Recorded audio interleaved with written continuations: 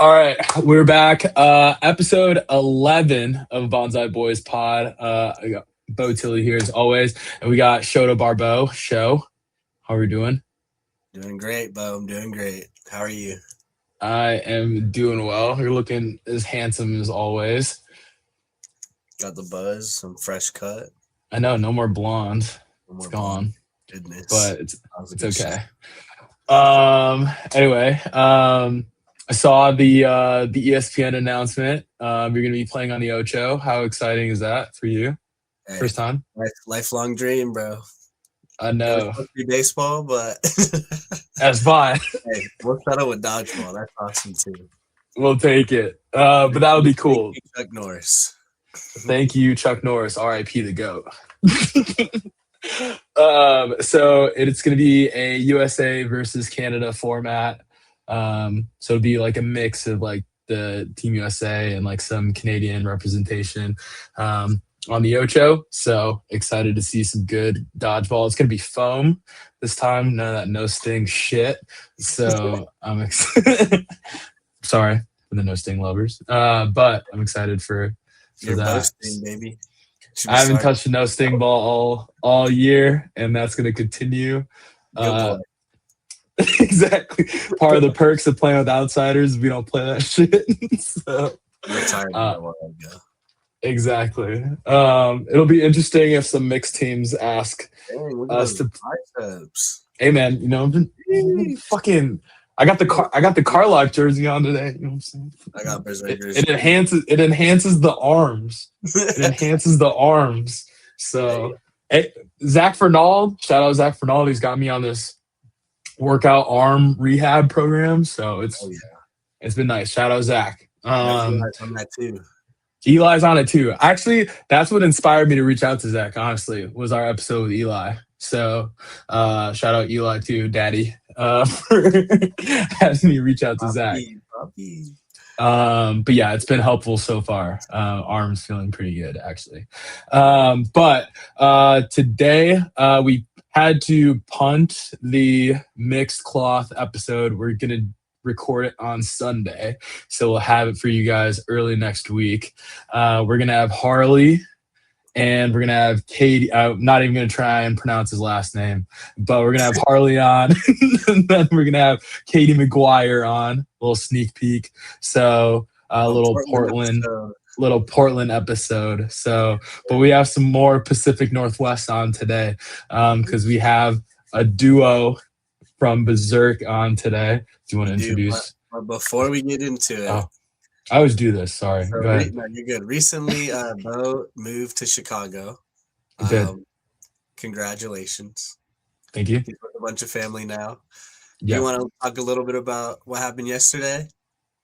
Oh, yes. Shout out Chicago Dodgeball. Yeah, I was placed on a team called Espada. So John Bark is my captain. And we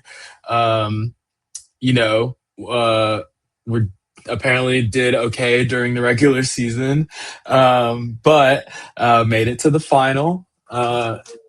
And then unfortunately lost in the final, kind of got swept in the final, but we won't talk about that. We'll focus on the good. Everyone played super well. So really excited. I only got to play with them for the last 3 weeks because I just moved here, but was really cool to see the people on my team, their confidence and their like the cohesion of the team. They're starting to get more confident, like throwing and things like that. The play calling and stuff like that was getting more crisp over the last few weeks and stuff like that. So it was really cool seeing the success kind of grow and then put it all together for the finals and playoffs and stuff like that. So that was cool. But it's been fun playing in Chicago Dodgeball. But I miss Boston for sure. Shout out to BDL too. Congrats to you, Bo. Congrats. Thank all right. you. So also a future episode that we are planning to do is with the Logans. Or the Benjis. Or the Benjis. Everyone like one. Yeah. Look out for that episode as well. We're going to do that next week. Let's go. That episode will be hilarious. Yeah. I'm gonna get confused on who I'm talking to. That's for sure. I don't even know what's gonna come of that episode or what we're gonna talk about. To be honest, We can but talk we'll see. about foam championships and Logans and worlds and how they came to be. There's a true. lot to talk about. A lot of yapping for sure. Yes. But let's get into this episode. So our first guest is a Seattle local. He's a good man. I've played against him. I don't know if I've ever played with him, but I've definitely played against him, and he's gotten a lot better. Obviously, he's gotten way better because he won this weekend. Congrats to them. Let's go. But he is on Berserk for Open, and he's on Feral for Mixed. He has won locally with Berserk in Seattle. This is my tall and handsome friend, Bryan Anderson. Let's go. Especially on the handsome. Doubling down on the handsome. Yes. I don't know about that one. Brian, how are we doing? I'm doing well, thank you. Yeah, glad to be here. Yes, I'm actually really excited to talk to you because I have only talked to you really in passing. So yeah.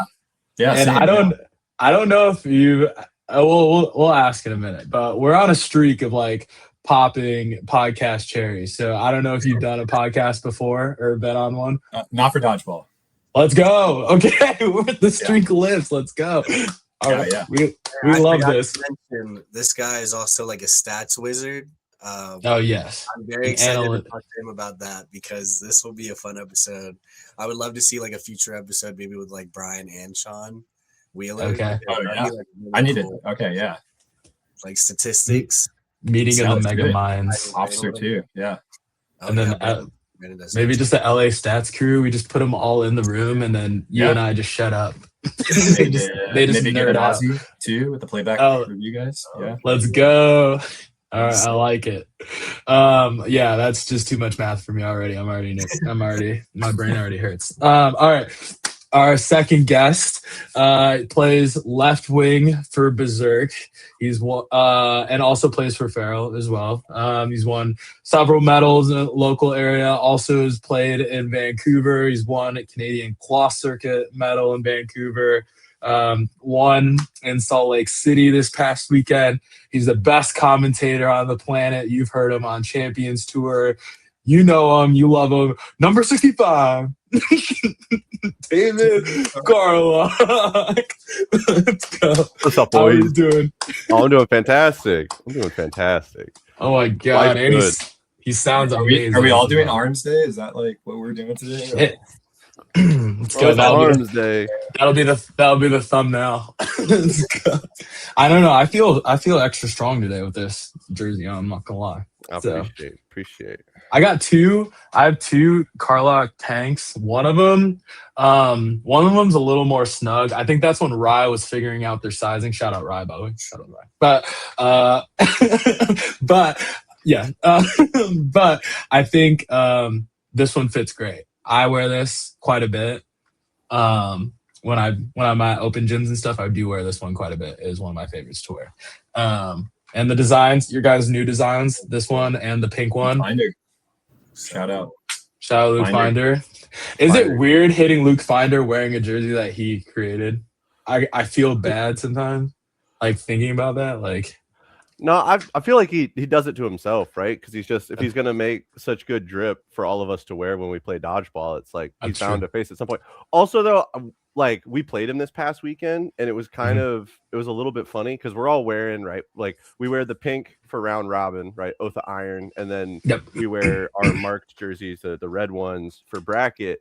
And so we played Agent in bracket, and obviously we'll get into that. But like, I think Finder and at least one other guy were wearing like Berserk themed shorts that had the katakana on it, and I was like, I feel like you guys are you're wearing our like logo.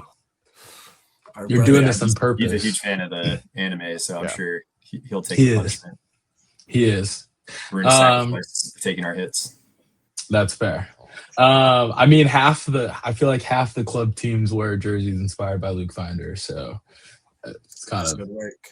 It's bad. He does do good work. So shout out to Luke Finder. Teaser. He just commissioned a new Feral one for us. So really? We'll be posting that pretty soon, maybe in a couple days. Let's go. Is it different colors than what you guys had before? Yeah. Okay. All right. I'll have to be on the lookout for that. Okay, first question for you guys. I didn't put it on the note sheet, sorry. But we do ask the guest this. Each of you, what is your jersey number? And if you could describe your play style for somebody who has never seen you guys play before, how would you describe your guys' play style? So we'll start with Bryan. My current jersey number is 2. I've worn 22 in the past. But I don't know. I just like the number 2. It's not really. Okay. Yeah, I'd wear 12. I'd wear 28. I'd wear anything with a 2 in it. Okay. But when we switched over to Berserk, which we'll talk about later, I was like, yeah, I'm going to snag the 2. Nice. And then if you could describe your play style, how would you describe how you play? I think it depends on the moment. Probably boring, candidly. But then sometimes Terminator. Okay. I think you just do it. I just think you do it all, to be honest. I just try to do all the little things, probably all the boring stuff. Yeah, nothing flashy. Bryan is adaptable. Yes. My biggest thing is like he always figures a way to make it work. Like one time he was like, "Yeah, this is how I hold the ball because if I block it with 2 hands or one hand, like I'm gonna get hit in the hand." Yeah, you have big hands. Giant, man. Yeah. Incredible. It's hard out here. I have to hold it. Yeah. Yeah. Gotta play different. It's tough being a large lad. Cloth. Love cloth. Well, same grip as a foam ball. Cloth. That's fair. Okay, Carlock, jersey number and your play style. Yeah, so I wear a big number, right? I think Bo, you've kind of talked about this, right? You're getting into the big double digit heavy number. And so I didn't do in college I rode, and you don't really get a number. I mean, you get like 1 through 8 because of the seats, but you never have a number on your jersey. And so when I was getting into dodgeball and got picked up by Berserk, I was like, what's a number that's like going to be really meaningful to me? And I think I was kind of going through like a little bit of like I think just like spiritual analysis of myself. And so at the time I was like really big into reading Revelations, and so it's chapter 6 verse 5 from Revelations, and it's just it's what gets me in the mindset for being on the dodgeball court. And I think it's being on the dodgeball court for me is more than just like playing the sport. It's kind of like a space where nothing else matters, and I kind of stop being a person, and I get to more just be part of like this thing and this sort of energy. And so that's kind of why I went with Revelation 6:5, which is for those that don't know, is when it's like the return of Jesus, and when the Lamb breaks the 3rd seal, and it's the summoning of the 3rd horseman of the apocalypse. Okay. Hey, preach. I fucks with that. That's cool. That's a cool story. Yeah. And then what's the second part of this question? Oh, play style. Play style. Yep. Man. I think the play style that I want to have and I want to think of myself as is like cannon, right? I'm a big guy. I want to throw hard. I want to chest people. That's like what I want to do. But I'm definitely kind of having to address that because being a cannon, you're a bit stationary, and I think that's one of my biggest weaknesses. But for right now, it's cannon. Like, give me the rock. I'm gonna chest somebody. Yeah, I agree. He's explosive. That's true. I do hear when you hit people. There is good audio sounds when you hit people, so that's nice. I would say you're really accurate too when you throw. So your throws are usually pretty on target as well. So I at least know when you're in front of me and you're throwing at me, I'm gonna have to do something. It's not gonna be gotta dodge or block, one of the two. Exactly. It's not gonna be a free, like it's gonna be 4 feet away from me. I always gotta do something. So yeah, you're a tough person to line up in front of. For sure. But yeah, no, that's a cool story. I'm glad we learned that about you guys. Cool. All right, so first segment, learning about Berserk and you guys a little bit. So question for both: how did you boys get into dodgeball, and how long have you guys been playing? Oh, you want that one first, Carlock? I'll go first. I got into dodgeball because of David Levitt. Okay. A lot of people know him as our opening rusher. Yes.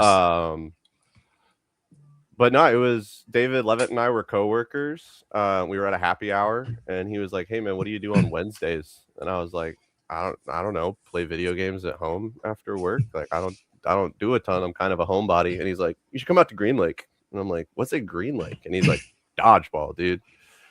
And so yeah, that was my start at dodgeball. Was David Levitt got me out to Green Lake, and then the competitive nature that I think I've just had for most of my life kicked in, and I was like, "Oh man, I want to rip some people apart at dodgeball. Like, let's go." But yeah, it was Green Lake, and then I've been playing now for 2 years, 7 months, and 15 days. Okay. It's like I went to Green Lake, I think 4, maybe 5 times in 2023, and then January 1st of 2024, I was like, no, we're doing this. And so for me, like when I really committed, like not just committed, but it was just like, we're gonna make it consistent, we're gonna make it regular, was like January 1st of 2024. Like 2023 was like October, November, December. I was like kind of dabbling and being like, is this something I want to do? And then January 1st, 2024 hit the ground running. So I haven't been doing it that long, but some people might say I have a problem. I think it's normal. It's a hobby, right? You enjoy it. Yeah, exactly. You just have the bug. There's no issue with having the bug. Exactly. Let people enjoy things. Exactly. What about you, Bryan? Yeah, I started playing pickup, or I guess underdog in Portland. My girlfriend at the time, my now wife, Kyla, shout out Farrell, she got invited before me to go play because they needed a girl for underdog. And I was like, well, that sounds like a Portland thing to do, right? Like, let's go play dodgeball. It's quirky, weird. Like I think Portlandia was still like kind of like being around there, like weird stuff. And I started doing that. Only did that for like a little bit though, only like a year before I moved to Seattle for a job. And I kind of just dropped dodgeball for like a good number of years. And I think around either like late 22 or early 23, I started doing social in Seattle dodgeball, getting to know like a lot of the social people. So yeah, I think probably playing like 4.5, 5 years total, not including the gap, because there was also COVID in there, like moving to Seattle. Right. So yeah, like probably just under 5 years total, like if you count the social stuff and the comp. Yeah. Okay. Did you guys play other sports growing up, like baseball or basketball, football, anything like that? Yeah, I played a little bit of baseball, but mostly basketball, just hooping, straight hooping. Okay. I can see you as a hooper, actually. Oh, yeah. What about you? I did soccer up until I was 7, and then from 7 to, I want to say like 12, like through middle school. Like, so I guess like up until I was like maybe 13 or 14, I did baseball, and then also martial arts. And then in high school, I did robotics instead of doing a sport. I was a big nerd, so I did robotics. Okay. And then throughout college, I rode. So I did crew and raced boats. Yeah. Let's go. That's fire. The biceps. Exactly. Bro, it's all quads. Dude, rowing is it's all legs. Have you ever done the rowing machine at the gym? That's like, it's legs. I mean, yeah. Yeah. Yeah. Unless you're not doing it right. It's all moving my legs. I'm just. Yeah. You're probably just sitting there doing this the whole time. It's just lower back and biceps and lats.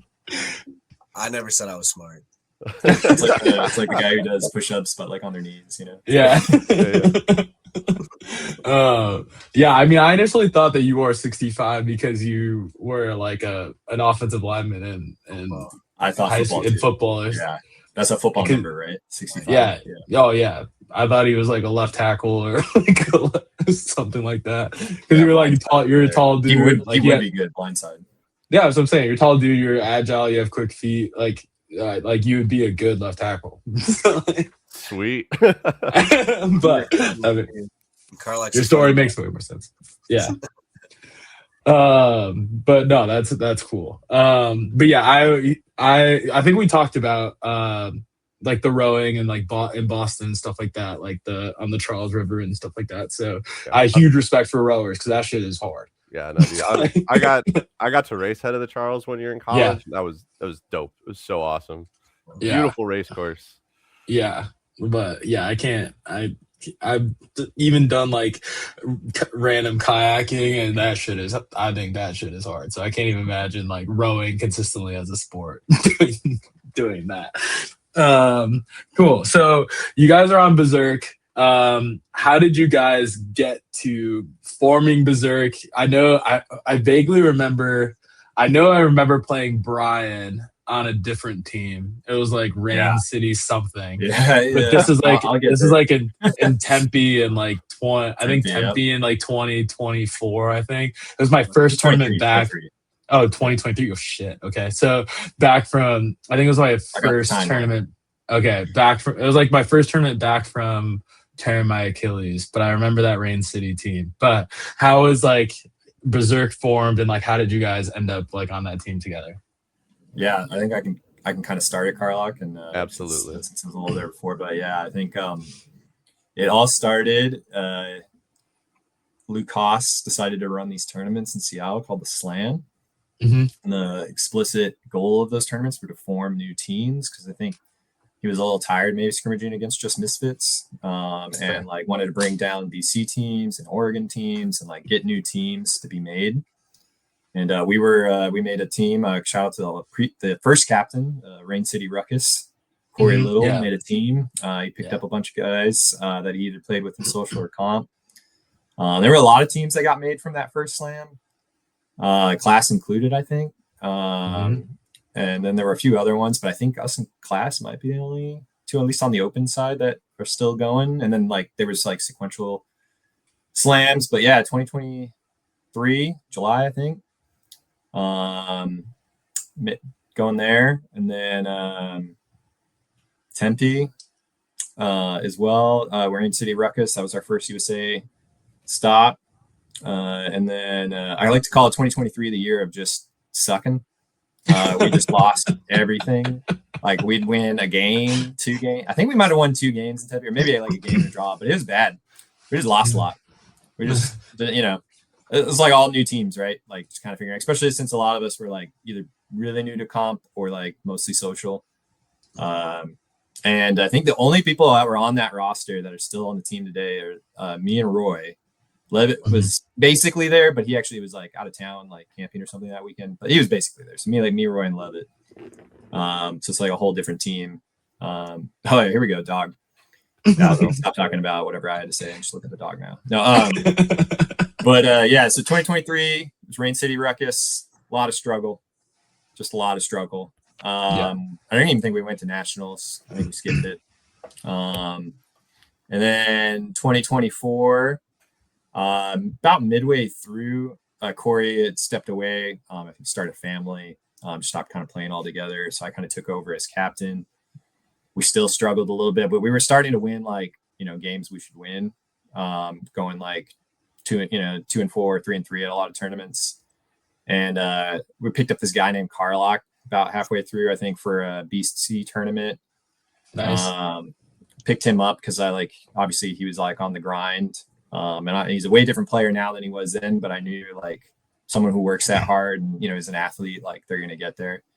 So we picked him up, and then basically right as he joined, I think Carlock, literally that weekend in the Airbnb, we decided we were going to do a rebrand and pick a new name, the BC tournament. And we threw out so many ideas. It was crazy, but ultimately we had too many. I got my coworkers to help me out, like my actual copy team, and like come up with a team name. Nice. So I let creative people help us out, and that's where we got Berserk. That's cool. Then we went to nationals, and I'm sorry to do. I don't mean to do this, but like I think that was our first bracket win ever. Was flight at nationals. I think that was our first bracket win as a team. Ruckus or Berserk. Otherwise, I had to look it up. but it felt good, right? Like, and we had just had Peter too, and like I'm sure we'll talk about Peter Dog. Yeah. And but like he was just, no one knew who he was. He was just out there just murdering people. I think he played with us in Chicago like a month before or whatever, but like that was his second tournament with us. Yeah. And then in 2025, 2026 now. But yeah. 2025 we had a good run, but I think we were starting to be like a quarterfinals team. Like, we'd like, win our first round and then get like knocked out by some of the bigger teams. And then now this year, 2026, it's like we're podiuming a lot. Local tournaments, but also at like these USA tours. So my joke was gonna be, if you just follow the linear progression, we'll be like taking you guys out next year. Yep. Hey. Yeah, we all watch. I mean, outsiders, we definitely all watched, and we were talking about it in our chat. So, and we weren't shocked that you guys won by any means, but like, because we knew there was a bunch of teams that were there that weekend that could win, like you guys, Fallout, Grizzlies, Elevation, stuff like that. But yeah, I mean, you guys look good this weekend. So yeah, the trajectory of you guys has been insane. But yes, I do remember that game at Nationals. Before the weekend, I was like, I feel like if Berserk has a good weekend and they're playing solid dodgeball, they'll win. That's what we were talking in the men's chat, and I was like, guys, like Berserk, like I know those boys, they work hard. I talked to Brandon maybe like a week or two ago, just catching up, and he was like, yeah, like Berserk comes every week to practice, like they're really trying to get better, and they're beating us. Well, us as in Misfits.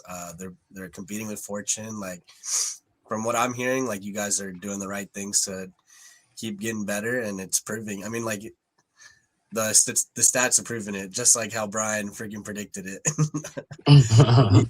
Like you guys got what, third or fourth in Minnesota, which is pretty good. Third. That was a big tournament. You guys a huge tournament. Now you guys won this one, so it's like you guys are doing the thing. You guys are doing the thing. Not yet. Maybe that's next. That's next. Hey, I would love to see you guys at the thing next year. I mean, yeah, we're there anyway. Yeah, I know. But yeah, I guess like Carlock, talk about your guys' roster a little bit and like the guys on your team, like your team dynamic, like how some of the guys ended up joining the team. Because you kind of have like a mixed bag of play styles and players on the team that can kind of like they're kind of interchangeable. You can kind of do a lot with the players on your team. I think your guys' roster makeup's really interesting. No, I mean and how everybody got on the roster is kind of interesting. Obviously, Bryan has been around since the Rain City Ruckus days with Corey Little.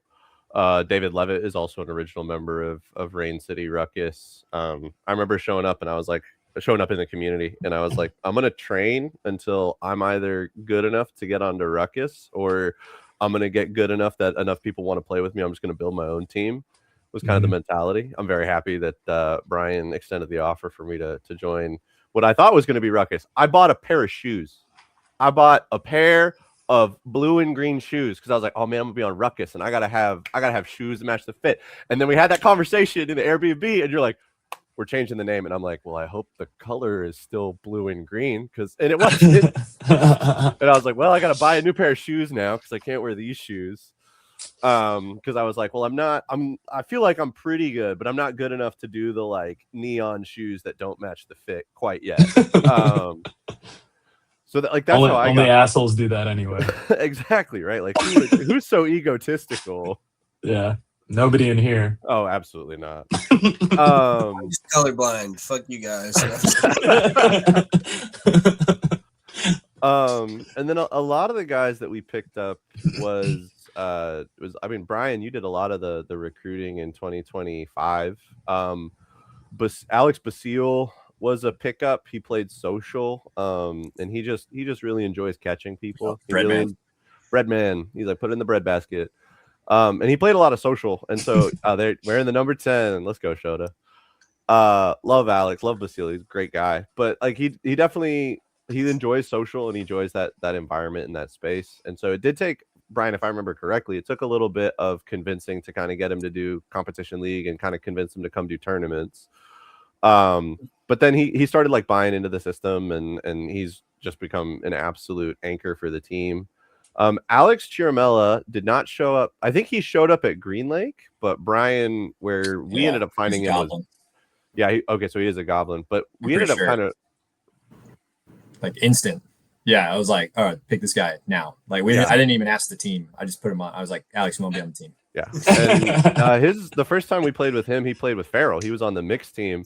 Yeah. I was just kind of like, yeah, he's got like this night, like he didn't have a ton of power at the time, but he had just this nasty drop shot that had tons of movement. And again, a guy that could just catch anything. And I was just like, oh, we'll see how this goes. And I think we were playing against like a mixed team that had some of the like hardest foam guys. And one of them was like, I'm just going to put it in his chest. And Alex Charmello was just like, I'm going to catch it. And they do it again. He's like, I'm going to catch it again. I'm like, all right, yeah, guys goated. Guys got mitts. Let's keep them. Those guys throw bombs too. Yeah.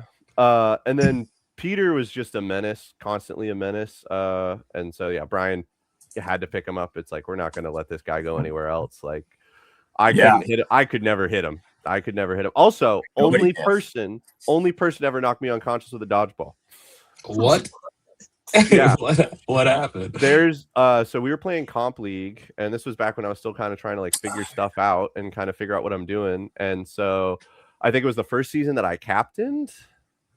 No, I think Steph was my captain that season.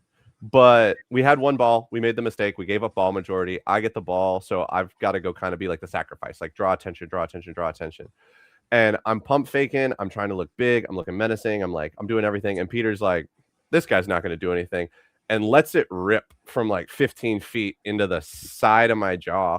And you can watch me hit the ground limp and then like pop back up. And I'm like shaking, like clearly shaking. But it's the only time I've ever been knocked unconscious by a dodgeball. And I've been hitting the head by miles with a cloth ball. So yeah, same. It was just like, it was a clean side angle shot on the jaw and took me out. And so, yeah, when I heard he was going to be on Berserk and Bryan had picked him up, I was super pumped. I was super excited. Yeah. One of the benefits of like being at any given time, we were like the 5th or the 3rd best team in Seattle is that like we had room to add people. Like, because like Misfits and Fortune were pretty big rosters, at some points like 8 to 10 people. So like we could just keep like rotating people in, trying stuff out and like seeing who sticks. So we got to add a lot, and I think we added some really great people. Yeah. See who fits in, see who doesn't. And then another OG from the Rain City Ruckus days is Roy McElmurray. And he's just an old dodgeballer. He's been around since 8.5. Absolute menace in cloth. He was a cloth god. Like, oh my god. Nationals, he had like point blank catches, and then he'd pop up and blast somebody. He played with us earlier this year for the Tempe round and was just an absolute menace on our right wing. So there's a lot of translation between 8.5 and cloth. But I mean, great energy, great vibes, solid player, crazy hands. Dude makes some absolutely X factor catches that are like point blank. It's like, I'm here, you're going to throw it at me, and somehow it sticks. I don't know if you're seeing a pattern like in our team development. I don't like throwing at you guys. So. I love it. I don't like throwing at you guys. I'm like, man, I go up on that opening rush. I'm like, I don't care. I'm hitting something. The only guy on our team that doesn't catch is Peter. Yeah. And even then, man, he made some catches this weekend in dude, yeah. Like, dude, Peter had catches. When he gets one, we all go nuts. We're like, whoa. Yeah. Get him the game ball. And then for the 2026 year, we picked up Mitchell Morley. Yeah. Who he's also been around for a long time. I think he's been playing for like 15, 16 years. He started when he was in high school. He played with like Lucas back in the day. Cal Anderson cut his teeth. So it's really great to just have like that level of experience on the team. And like Mitch has really good insights. It's like, he'll be on the court and he'll just be like, hey, I'm seeing this. And it's like, oh, dude, I appreciate it. Like he's just kind of got that eye for the game that you get from those players that have just been around it for a long time. And then also he's one of those guys that you go to Green Lake, you go to Ballard, and he's out there like it's clear that he's messing around, but he's still destroying people while he does it. He does this like he's got his little T-Rex thing where he'll take 2 balls and he's like, "Rah!" and then blast one person with the right hand, blast somebody else with the left, and then like dances back, and you're like, this is rude. When he I starts love it. juggling, it's over. Yeah. Yeah. If he starts juggling, you're dead. We thought it was hilarious when we played you guys when I was on flight last year. We played you guys in Minneapolis last year, and we had Austin Morley, and Mitchell Morley had Austin Morley's USA jersey on, and and I looked at Austin. I was like, Austin, do you know that guy? And he was like, no, I have no idea. No idea who that is. But I knew that they had the same last name, but I didn't know if like they were related or if Austin knew him at all. And Austin was like, yeah, I've never seen that guy before. He's got my jersey on. But we thought that was hilarious. But yeah. Yeah. And then the last guy, we added another player this year for the 2026 season. He came out for the Seattle Slam, played with us. Shota, you know him. Joshua Ragasa. Oh yeah, it's a goblin right there. Oh yeah, true goblin. It's a goblin. But he's got a lot of talent. Extremely elusive, great arm, and also great hands. I do not like throwing at Ragasa. Because I can put it on him at like full power running start 15 feet and he'll come up with it like he was like, oh, yep, here's my ball. This is mine now. Dang. That's a solid pickup. I didn't know that. We're very, very happy to have gotten him. I mean, I don't know if I know who that is. Guys, played against them for a while. Yeah. You don't need to figure out who he is. We'll just bring him out to a USA premiere sometime and you'll get to find out. All right, fine. What were you saying, Joe? I was just saying that I know a little bit about these guys. I mean, Carlock kind of nipped it in the butt, but I mean, David Levitt's probably like one of the best rushers in Seattle, in my opinion. He really made it like his goal to be a very good rusher. I drafted him a couple times when I was a captain. I was very proud of how he developed over those 2 seasons, and then he became a captain, and now he's like teaching people how to play dodgeball. So he's grown a lot as a dodgeball player and as a leader. Sierra Mella, how do you say it? Sierra Mella? I think it's a hard C. I think it's Charmella. It's Charmella because I'm pretty sure it's Italian. Super Italian. Yeah. That makes sense. When I first saw him, saw him at Green Lake, and he did throw a lot of junk. It was just like curveballs, and he would just grab everything. Have you seen his knuckleball now? No, I haven't seen his knuckleball. It's ridiculous. It moves like 2 feet each way. Oh, don't want to see that. It is a true knuckleball, and it comes out fast. That's weird. Well, I'm gonna pick his brain and see how he holds that. When you come back, come out to a pickup. Basile is an animal. The biggest downfall for Basile is probably just his movement. But I literally think if he had movement, that man would be on like a squad. I guarantee it. Like he has what? Aren't we a squad? You're talking about US. Yeah, I'm saying like a practice squad for sure. Yeah. He hit 80 in Minnesota on the. He throws hard. Oh, really? Yeah. He catches well. He just doesn't move. But if he can move, I mean, he was moving better in that finals when I was watching it. Mm-hmm. He's been practicing the laterals. I'll give him that. His selection on am I dodging this ball or am I going to catch this ball has gotten better, which is scary. That's very scary because if he figures that out, he's unstoppable. Because he's already a good, like he was an okay middle when I left, but when watching him now, like he's like a good middle for you guys now. Like he makes the grabs, makes the hits. Like he's huge in situations. Even you, Bryan, you've gotten a lot better playing middle. When I watched you in that finals, you were making some grabs. Yeah. I was very impressed with that. And hitting too. And hitting, yeah. You had the lefty, like just having a lefty on the squad is so nice. Peter is the most Malaysian American guy I've ever seen. Yeah. He plays like a Malaysian. Like he's just so annoying. Counters, throws when he needs to, like just annoying. And then David, like Carlock, like you've gotten so much better in the last 2 years, bro. It's very cool to see. When I first met Carlock was like, bro, I want to be on the practice squad. Like he made it a goal when I first met him, and I was like, this kid has drive. He wants to be something in the sport. So I'm very proud of you. I just want to see. Or first of all, congratulations to both of you guys. I don't even think we said that yet. Oh yeah, for winning. Thank you, much appreciated. Getting that first USA win is hard, boys, and you guys did it, so I'm proud of you guys. Yeah, thank you. Yeah. So like going back to like your guys' early days of like building the team, was there like a certain play style or a team that you guys wanted to emulate, or like in your mind, like did you have an ideal of like how you guys wanted to play, or a team that you kind of looked up to? Yeah, I think in the early days, I'll take this one, and then I would love to hear what Carlock wants to do in the future. But I think early days, I always thought like we had a very certain like body type and build on the team, and that kind of even developed still the same direction. So I looked at like hardest foam a lot. Like you look at those guys, and they don't look like the Team USA starting roster, right? But like they win all the time. So I'm like, how do these guys win, given their size and everything, like their strategy? So looked at them a lot, and I also hopes that they're local enough, right?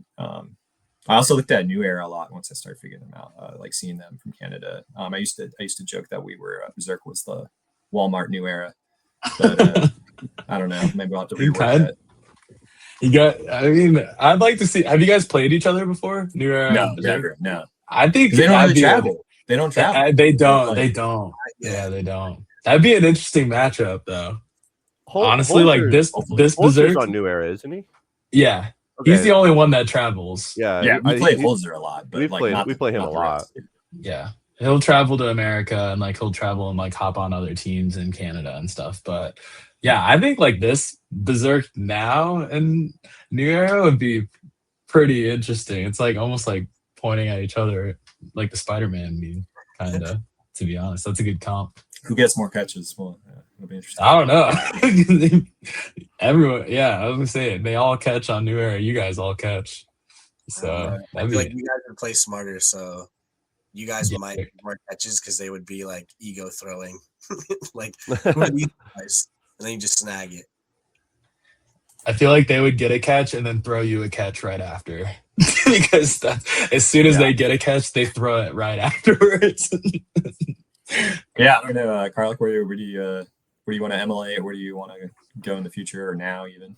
I mean, emulate. I don't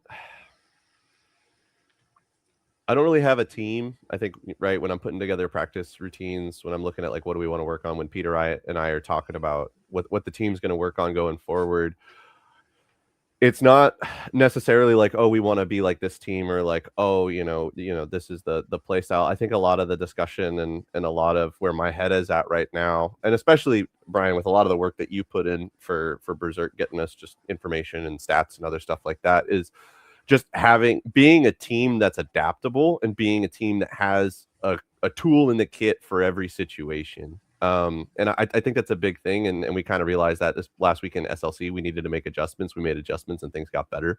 And I mean, even Tuesday practices, right? Like when we play against Misfits, when we play against Fortune, we play against Class, like we don't show up on a Tuesday and we're like, this is the one thing we're working on. It's like, cool, when we're playing Class, this is what we're working on. When we're playing Misfits, it's this. When we're playing Fortune, it's this. And it's what I want to identify what our weaknesses are as a team. We do whatever we can to overcome those weaknesses, and then figure out what the play style is for the team. So if we're dealing with a title, or we're dealing with a howl, which is like the fast, they're going to sprint at you, it's going to be aggressive. We have our play style that counters that, versus your hardest foams, your New Eras, the big boys that want to sit on the back line, they want to throw nukes at you and then make catches. We have our play style for that in order to conquer them. So what I want to be is a problem. I think that if I'm going to say what's Berserk's play style, it's a problem, because I want to make watching film on us difficult because I want it to come across as inconsistent when people are looking at it. They're like, well, this isn't how they played in the previous game against this other team. And it's like, no, because I'm watching you. I'm hunting down any footage I can find, whether it's dodgeball.live, whether it's your own YouTube, the same way that I hope you're doing to me so that we're getting better. And I'm going to put together a plan. I'm going to get with Peter. I'm going to get with the boys. We're going to sit around and we're going to figure out what it's going to take to beat you. We're going to put the pieces together and we're going to come out swinging. Yeah. What's the game plan for us? Yeah. How are you being outsiders? Just kidding. I'll tell you after nationals. Okay, after Nats, boys. Okay. I like it. We have a plan. We have a plan. Yeah. It didn't go that well in Minnesota, but we got a plan. Well, it didn't go well in Minnesota because we didn't stick to the plan. That was literally the conversation after the match. We're like, guys, we said what we were going to do, and then we didn't do it. We did all right in New Orleans, though. It was a bit of a match. No, in New Orleans, that was a fight, and I like that fight. Yeah. You guys played. So we're working on it. Yeah, you don't want to see us next year. Probably not. Still on the same trajectory. You guys are like that. You ever see that meme of like the Grim Reaper that's going like door to door, and there's like a different team on each door? That's kind of you guys right now. We got a lot of doors still left. Yeah, I mean, to Carlock's point, I mean, when I first was playing you guys, especially like when we were on flight, like you guys would beat us like all the time. You would either beat us or we would tie, and like afterwards, I'd be like, I don't fucking get it. Like, I just don't understand. Like, not that, I would just like, I don't know if I just wouldn't remember the game, like what would happen or whatever, but like we would always either lose or tie. And like my thought process was always like, they generally would sit on I think like back then, like a lot of what you guys did was, you guys would sit on the back line and then like you guys would take like 2 steps and like counter us or like just counter like anybody you guys played. But now you guys have really evolved to where, like, to your point, you guys can do so many things now. Like you can run at people, you can play a little slower paced, or you can play a little balanced. Like you have a lot more like arrows you can throw at people and like different play styles. So like to see your team's evolution over the last couple of years, outside of just like, all right, like as soon as we throw, Peter's going to take 2 steps and throw and counter, like, or like David's going to take 2 steps and throw and counter, or Bryan's going to do the same thing. Like that's what I used to just expect from you guys. But now it's like, I don't really know. It's not as easy to play you guys or like to predict what you guys are going to do. So it's a credit to like you guys and like your guys' evolution, which is really cool. Awesome. Yeah, thanks. So were you gonna say something, Show? I had a question about Slotkin.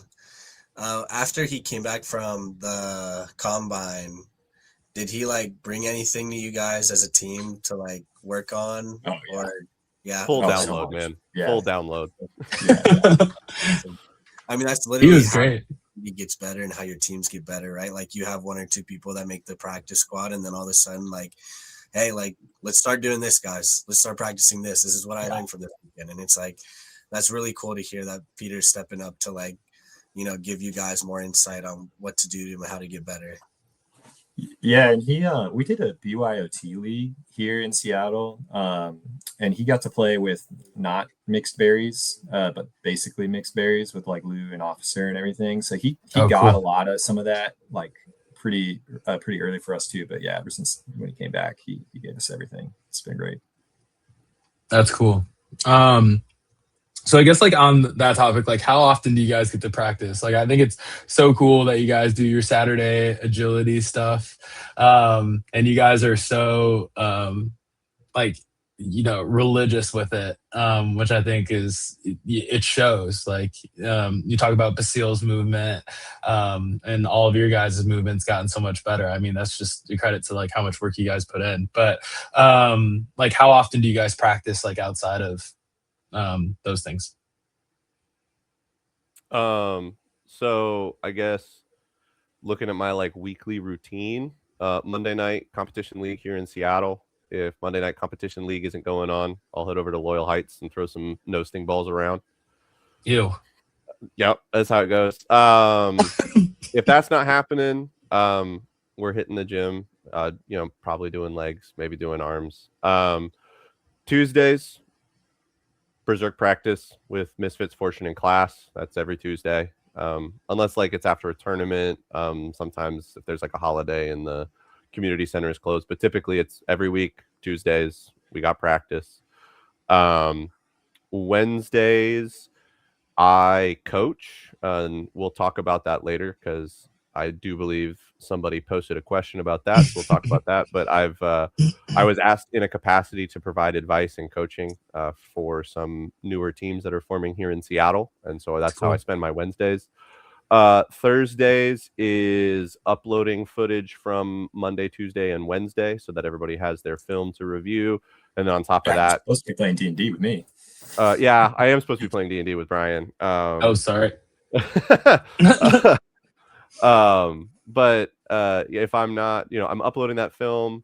If I've got D&D with Bryan that day, I'll set the film to upload, and then I'll head over to Bryan's to play D&D. If D&D is not happening, then it's, I'm putting film on the TV. I'm eating dinner. I'm watching dodgeball footage. I'm watching back either a game that we played that didn't go well, trying to figure out what went wrong, or I'm watching Outsiders or Grizzlies, or I'm watching another big name team and trying to look at like, well, what are they doing well? Like what are they doing that's winning them games that I can steal, right? It's like, what tools and kits and plays, like what are y'all doing that works, and can I snag it and put it in our pocket? Fridays, there's practice that officer puts together. If I'm not doing that, to be honest, sometimes I take that day off because I know I got Saturday coming up. Saturday mornings, 2 hours of agility training. So it's like a quarter-mile warm-up, ladder drills, cone drills, Eye of Pain, which is just suicides. Do all that for 2 hours outside, rain, snow, sunshine, whatever it is. We're outside and we're doing it. It's about the commitment. It's about the consistency.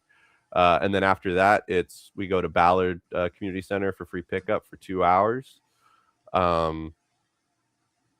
Yeah, and then Sunday is always an off day. I just take Sunday to relax and breathe and reset. But I mean, if I'm not at work or I'm not doing Dungeons and Dragons, I'm probably doing dodgeball. That's fire. That's fire. Last few questions before we move on to recapping Salt Lake. Do you guys favor foam or cloth more? I feel like your team can do both pretty equally, but like, do you guys favor one or over the other? Foam as a team, yeah. Foam as a team. As a team, foam. Yeah. Okay. Well, yeah. Individually, what do you guys like more? I guess we know a couple Carlock's gonna say, but yeah, foam is the best ball. It's not even close. Like, okay, it's like three times the strategy of cloth. It's like you can do more creative movement with the ball. There's so much more expression in foam, like both as a team and self-expression. It's more fun to watch. I don't know, like the cloth rules where you get to. I'm kicking out Carlock. You'll get your rebuttal, but the cloth rules that they did down in Mexico City. Double the fun. So that actually make, like, if we played like those rules, cloth is like pretty dang close to foam. But I still think as a game system, like in the rules of foam, like the self-expression, the team expression, it's so much more dynamic and it's so much more fascinating. But that's my opinion. I agree. I'm on the side that cloth is king. I might be biased because I'm a big guy and cloth tends to favor bigger guys. I mean, yeah, cloth. I mean, right? You play the clock, right? It's like the 3 minutes, and that can definitely get boring. I love the Mexico rules that a win by time was only 1 point. I think it makes teams, both teams, like even if you're like, your last player, and you're like, well, I stay alive, I can, if there's 2 players versus 1, and it's like, oh, if the 2 of us stay alive, like we'll get our point. But if you're in a situation where the clock doesn't allow you to take 1 point if you want to take the game, it's like, then that defending team still has to push and make something happen. And I think it definitely makes it a more dynamic game. So I really like that. I mean, my big thing about why I like cloth, I love the brutality of it. There is a neutral zone. Throw lines are 25 feet. Like, you are getting up in each other's grills, rebound catches. There's all these like weird technicalities with like, well, the ball bounced off of this, so it's actually still live. And it's like, yes, please. Also, eagles, right? flight Yeah. kills. Watching Shota hit a between Dangerous. the legs dunk in Mexico, fantastic. Dangerous. I love it. It's I love dangerous. it. People can get hurt. I That's get part- hurt playing foam. Give me a cloth Fair. ball and let's have some fun. That's fair. No, the second Ketchum starts eagling, I'm gonna be afraid. Yeah, that's true. That's where I That's just gonna step out. That's where I just Yeah, step like out. what are you supposed to do? Yeah, I like cloth. Don't get me wrong. I enjoy playing cloth. I want to play more cloth. Yeah. I think it's really cool for what it is. But if you told me I had to pick one or the other, I think, or if I had to watch one or the other, like as a spectator, like which one do I think is like a better ambassador to the sport? I think foam is far more interesting and dynamic at the moment. I think there may be some rule changes that can make cloth really competitive in that regard. But I agree. I agree. I like foam more personally too, like way more. But I do like watching like top tier, high level cloth. Than like I don't say I like it watching that more than foam, but I do really really enjoy watching top tier level cloth. I think that like that play style, like how fast they play that cloth and like how hard they throw and they still catch those hard throws and how quickly they make decisions on like pinching and things like that in cloth. I think that is insane. But yeah, I mean, high level foam, I think is still trumps everything. But both are insanely great to watch. as long as we all agree, it's not no sting. Yeah. Well, Fuck I'm a pinch guy yeah, now. fuck. I'm an NBA 8.5 pinch guy now. So Yeah, this Oh weekend. yeah. this weekend, who knows? You got the ball in your hand? No, I tried to find it. I think I threw it in the woods. Not locked. How are you feeling about that coming up this weekend? I'm not gonna lie, boys. I'm scared. Yeah, got dude. hit, like, Midwest boys, they're big. They're bro, big. I'm gonna get hit and I'm gonna start screaming and squealing. Like Chris Wheeler hit me in the leg on Sunday. He threw one that was pretty hard, and I like just tried to dodge, and I didn't really dodge. I just jumped and it hit my thigh, and I literally thought I got like slapped by the Big Show or something. Like it literally hurt. I was like, all right, we're done. And even Chris threw, and he was like, yep, we're done. I was like, Oh my What is god. Glenn always describes it as like cavemen just hitting each Yeah. other Dude. with clubs. Well, 'cause it's on a full basketball court, right? I think it's a little smaller. Yeah, NBA is a little smaller. But Oh, college, cool. yes. I think it's like 6 or 8 balls. Like I'm cooked, boys. But it's Is your dodgeball. team good? Our team's good. I'm playing with Dynasty, Grand Rapids. Oh, Dynasty. so Austin's team. Yeah, Austin Morley. I told Austin if I ever played, I would have to play with him. And then like some other teams asked me, and I was like, yeah, but I have to play with him first. So hopefully this is my only one. Hey, some of those teams, some of those college boys are gonna be there. That No, I know I'm gonna get headhunted. I already know. I- Oh, for sure.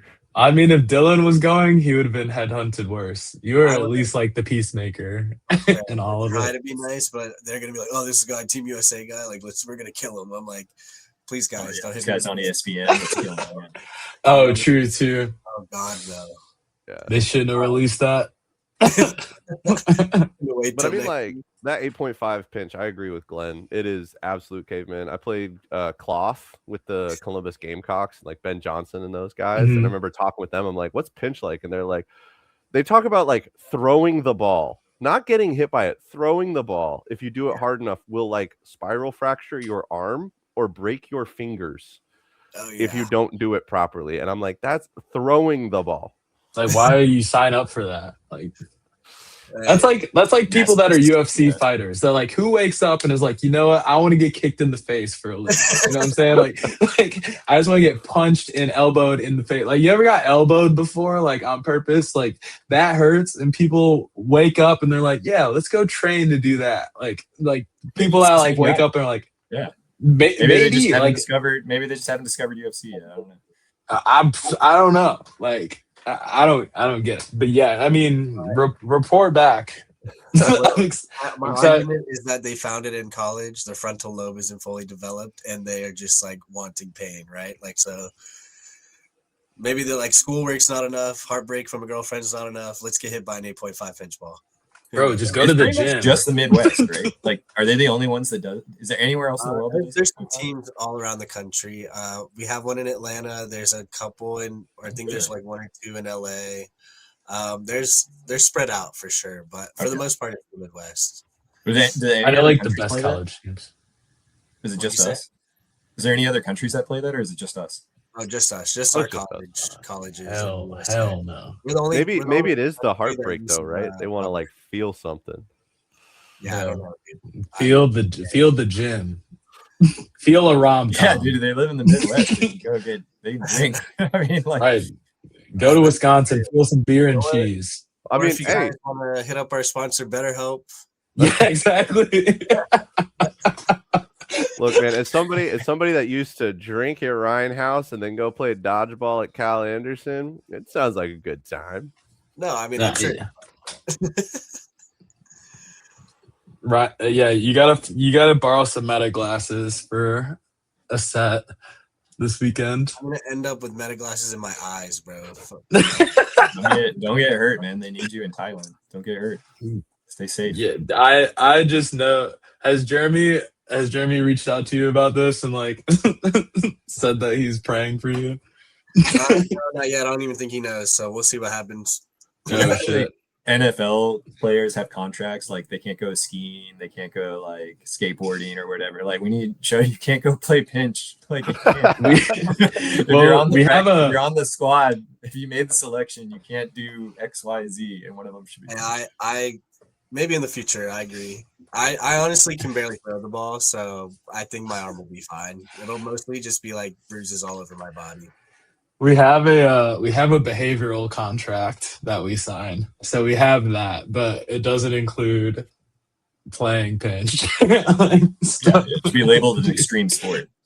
Yeah, maybe our coaches should add stuff to that of things we can't, like no riding motorcycles. Joe is riding no fireworks. Uber motorcycles in Mexico City. Gotta stop doing stuff. All right, last question before we recap Salt Lake. Now that you guys won a medal in Salt Lake, we're about to recap it. Like, what's next for Berserk? Like, what are your guys' goals now? Could be individual or like team things. Like, it's us. Oh, it's us. Win the whole damn thing. Yeah. Nationals. That was the I mean, when we started 2026, that was the conversation. That was the expectation, right? 2025, we're quarterfinals team. We make top 8. That's what we do. 2026, minimum was podium, and that was kind of the expectation with the team. We all were like, yeah, like if we're going to a tournament, we're getting on the podium. That's what we're here to do. That's what we train to do. That's what we practice to do. And so, I mean, name of the game is next big foam tournament is going to be nationals.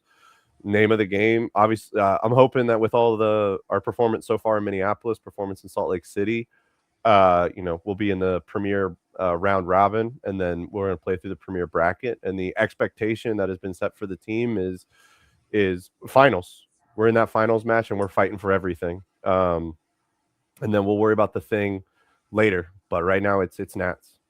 I mean, if you make it to the final, you automatically qualify for the thing, so right? But that took care of that.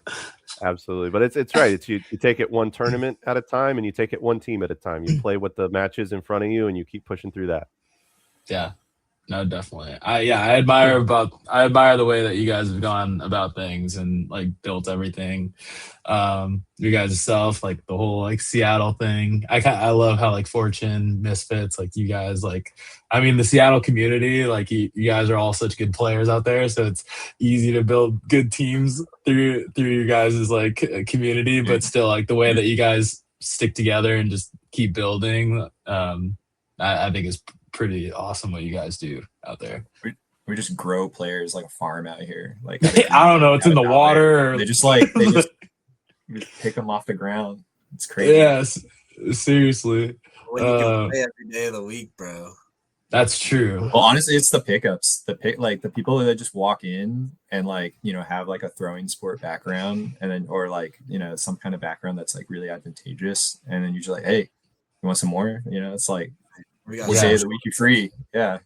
The way that you guys make it so accessible too, like you can play like every day of the week, like some of it's free or like low cost. Like That's the main thing. Like, I have no idea how you guys do it, but like, yeah, That's a good relationship with the community centers for sure.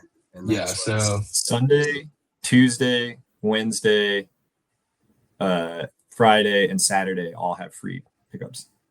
that's insane. So Free, completely free.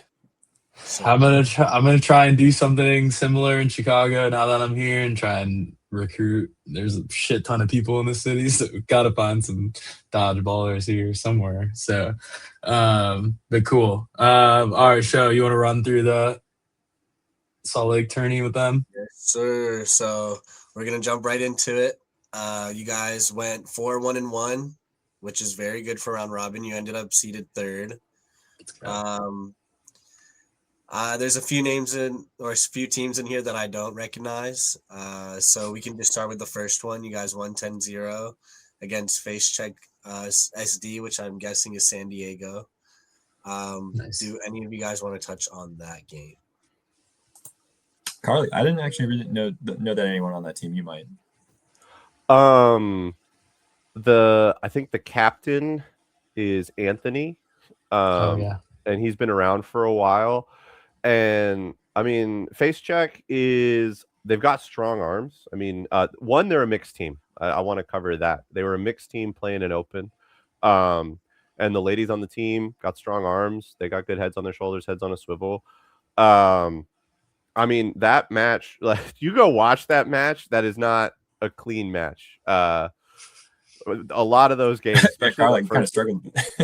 yeah. The first half of that match, I think a lot of the games that we won, like, if you go watch the footage, like, it's like a 2v5 or a 3v5. Like, we were not moving, and they were hitting. And then, it was like people would be like, "Oh, there's only 3 of us left," and we kind of wake up and then grind it out. But they're a newer team. They were in Tempe. They played Cloth in Tempe, so I think we'll be seeing more of them. I think Anthony's trying to have that group continue to play together and continue to practice together. So I'm excited to see what they do. And I'll also always excited to see, essentially like a mixed squad playing an open and still feeling like, you got to put respect on it, right? If you sleep on them, they'll hit you. Yep.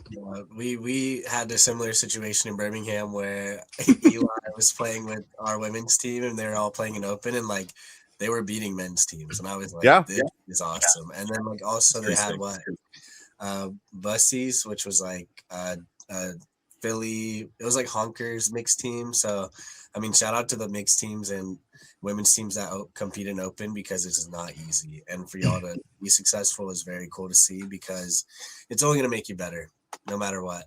It's also nice to see new faces. I'm sure it kind of reminds you guys of the early Rain City days. Getting beat pretty bad, but then I try not to remember this. I don't even know what you're talking about. I never wore the blue and green. True. We decided we weren't going to wear them in that tournament, even though we went as Ruckus. But yeah, because we were like getting the new ones right after. But I never played on Ruckus. The first TCX we went as Ruckus to that tournament. No, my calf was torn. No, to the BC tournament. You were there. No, Anyways, I've never been on a Ruckus lineup. Dang. Well, you're on a Berserk lineup. Yeah. Clean slates then. Yeah. Carlock's like, nah, dude. That wasn't dude. that wasn't me.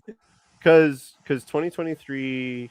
No, I'm positive about this because 2023. Don't worry about it. It's all good. It wasn't you. Yeah. Yeah. You were not it. I'm just kidding. Don't worry. Yeah, you're clean. So your second game is against Class. You guys play them on a weekly basis. You guys want to run through about your kind of like your game plan, or I mean, I'm sure the game wasn't really a 7-1 score. If you really watched the game, I haven't seen it yet. So if you guys want to explain that a little bit. Yeah, I think a lot of the games were close. We just kind of ran. I think it was like it was 7-0, and then we lost the no block. But we just like kept running. I think it was their first game of the day, so it was our second. Okay. So we were warm. I think that helps a lot, especially at that elevation. Not the team, but like we just kind of ran that. But yeah, we play them all the time, and like the scrimmages, like for the last 3 weeks, we've been playing with bad balls in our scrims, and we've tied them twice. So like, and they've been like playing lights out. So it was kind of shocking to me, the score, but they were all good games. Yeah, the first game of the day is always a little tough. You got to wake up, got to get the blood moving. But yeah, definitely having a little warm up game before is good. Yeah, I mean that team's solid. They got Pot Huff, Nasanopa, like Kyle. I mean, all of them are very solid, scrappy players. Josue, like, I mean, I was kind of surprised about the score as well. So that makes sense. That it was the first game, and then it was y'all's second game. We go into the third game. I hope Dodgeball Hub is in order. But if you don't, if you want to follow all these tournaments, you can go on to dodgeballhub.com to see all the local dodgeball around your area and all the local dodgeball tournaments around your area as well and around the world. But let's see. The third game was against Eugene Elite DC. Very familiar faces for you guys, a little south of Seattle. Do you guys want to talk about that? You guys tied 4-4. I heard they got up pretty quick, and then you guys had to catch up a little bit. Yeah, they play really well. They play really well. Their whole. If you look at the round robin, I think they were 5 in a draw, and we were their only. So we were the only loss or non-win for their round robin. Yeah, they play great. But Carlock, I mean, I think we had to come back on that one, right? We had to come back. We got down. I'll say one thing for Eugene Elite. They brought Darcy along. Haven't seen him travel in forever or ever for the amount of time that I've been in dodgeball. Got to shout out Darcy. He was the one that got Kyla into dodgeball. So I only played dodgeball because of Darcy. And so I mean, Darcy just kind of held down that right side. Like he was catching a ton. Even if it was like, even if it's like Basile with one of our hardest throwers, like he was still being able to pull it in. So it's not just that he was like, staying alive. It's like he's removing people while he's doing it. And then when we started doubling him, he still caught him. Double him. Yeah. And he'd be catching out or catching dodge. Yeah, no, it was. And then of course, like we're tunneling on that. And then it's, Alex Potts and Dylan Tobia and Michael White could kind of then go to town out of the middle and eat us. And so they made it a brawl. And they also kind of like they made it ugly. They would not give. Have you guys played Eugene? Yeah. I did in Seattle last year. Yeah. They have like a whole different style of play. Yeah, like and it's crazy. Yeah, like one of the things that they were doing was like they would do their offensive play, right? And we're collecting the ball, and they just wouldn't back up from the center line. They just stand there, and even if you pumped or move forward, they would just stand there. And so it's like suddenly you're like, do I move? You're kind of having to throw off the back line, like you're not getting. Because it's like a standing throw is always going to be weaker than if you can get like a running start on it. And then the second thing is like, y'all know batting balls, right? If I throw at you from the back line, like, cool, it's a 30-foot throw. But if you've got a blocking ball and you block that up and you've got 3 guys then 30 feet behind you, like, I don't want to throw that. That's a pop-up catch waiting to happen. And so they just kind of made it where we kind of had to get into this like 15-foot trade fight at certain points. And we had to push into uncomfortable. We were like pushing into uncomfortable positions to try and make stuff happen. And it was a lot of, I would definitely say, like trial and error and trying to just work through it to grind it back. And I'm happy we did, but it was a grind, and they made it uncomfortable to do that grind. I'm sure. There's no way to practice against that. It's crazy. Do that. Say again, Joe? I said I'm sure Michael White's the reason why they do that. Yeah, he's back there. He's got his. He's like push up, pressure, hold the pressure, and you're just like, Michael, tell them to get to the back line. Let us play some traditional dodgeball.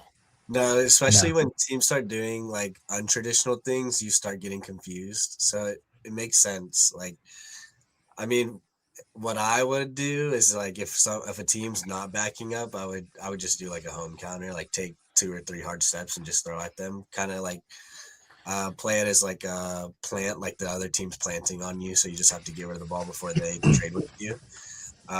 Because that's, I mean, like trading on certain teams for certain players is a good thing. Like if you're not one of the best players on your team and your role is to trade out and to get people off the court like their best players, like that's not a bad way to win the game and make it scrappy. And like Mavs do that a lot. They play up, they pressure really hard, and then they back up. But I would definitely be really confused if a team didn't back up at all. I'd be like, what are we doing here? I would just start it low probably. But I mean, you guys fought back, which is really good. Tied. Yeah, I mean, Eugene Elite DC went 5-0-1. Very solid. I mean, I'm sure when you look at this lineup, not lineup, but look at all the teams that were here, you probably didn't put that in your prize picks pick. Like Yeah. if you bet $2, you probably made $2 million. If you I put don't know. They were third at Seattle round. Like they're a solid team. They just don't have to travel that much. You know? That's fair. Yeah. That's fair. They got a squad. They do. I mean, they play smart, but like I don't know. They're not as known. Like I know them, y'all know them, but they're not as known as like some of these other teams, right? They're a solid squad. They play weekly too. Like Michael White's smart. Tobia's been working hard. Shout out Tobia. Yeah, he's doing agility too. Yeah. Oh, really? Let's go. Awesome. All right. I'll also say Eugene didn't have, I would say, like two of their bigger weapons, two of their younger guys, Junior and Directo, were not there this weekend. And those two guys add a lot of dynamics to the team with what they're able to do. Yeah. So I mean, obviously we tied and I'm glad we brought it back, but I don't know. Like if those guys, right, it's the what ifs. If those guys had been there this weekend, I mean, Eugene would have been real scary. Yep, that's fair. I mean, my first slam I played with both of those guys, and those guys are very solid players. They can catch well, throw well. They just know how to play the game. They definitely play a different kind of game in Eugene for sure. So then let's go into your fourth game. It was against Ronin. This is a score I was a little bit surprised of. You guys lost 4-3. You guys want to touch on that a little bit? Maybe. Yeah. I mean, we lost. I think it was right after the Eugene Elite game. I think Ronin is a team that also beat Misfits in Minnesota. They were the team that knocked them out in the first round. They got some they got some arms. They can catch. I think like they're not a team that you're just gonna like run over. Unless maybe you're like, I don't know, maybe built a certain way, like probably like obviously you got like speed. I think is probably the best way to deal with that team. But yeah, we got in our heads. I think we dragged our feet. We tried to just go for catches a lot. But yeah, it's not like they're a team that I think like people should sleep on. Like Misfits will tell you, right? Like, but yeah, we did beat them in Minnesota after we would have played instead of playing Misfits, we played Ronin and we beat them 7-1. So it's like we know we can play against that kind of style, that kind of team. But I'll let Carlock take the rest. We had a good break after. I think we like refed right after, so we had a chance to talk about it. Yeah, I'm glad we had the break after. We definitely needed the reset. I think we were a little bit shaken up from the Eugene Elite, like coming in and getting that tie. Like the tie, it's like sweet, we got the tie, but it's like, you know, we want the win, especially against those guys. Like they're like our southern neighbors. They always come up for slams. And you know, if we go down to Portland for a tournament, we're playing against them. And I mean, Michael White was rostered on Berserk for 2025, so it's like we know what his play style is. We know what he wants to do. And so I think mentally we were like, you know, it'll be tough, but we'll win this one. And instead it was like, it's tough and it was a tie. And I definitely think with Ronin, we definitely had some ego throws, some like just solo, no pump fakes, no setups. It's obvious who's throwing. And those guys can catch. They're not new to the game. They know what they're doing. They got cannons for arms in the corners that if you don't respect them, they are absolutely going to blast you. We definitely got hit a lot looking down as well. Watching back through some of the videos and the footage, it's just like, you know, we're looking down to pick up a ball and one of the corners is like, well, we're on 3-ball defense. Like, I'll hit you at 50 feet. Like, if you're not going to respect me, like, I'm going to hit you. And I mean, I talked to the captain of the team, Douglas Bell. I talked to him after the game and I was like, man, that was like, good job on you guys. He was like, yeah, like we got arms. Like we're not as coordinated as y'all. We don't like quite have like the same advanced play calling that you do, but we know what we're doing. And if you make mistakes, we will capitalize on them. And so I want to give Ronin their flowers for like, we made mistakes and at no point did they let those mistakes slip. They were like, they're giving us an opportunity. We're going to take it. We're going to get a kill. We're going to get a game.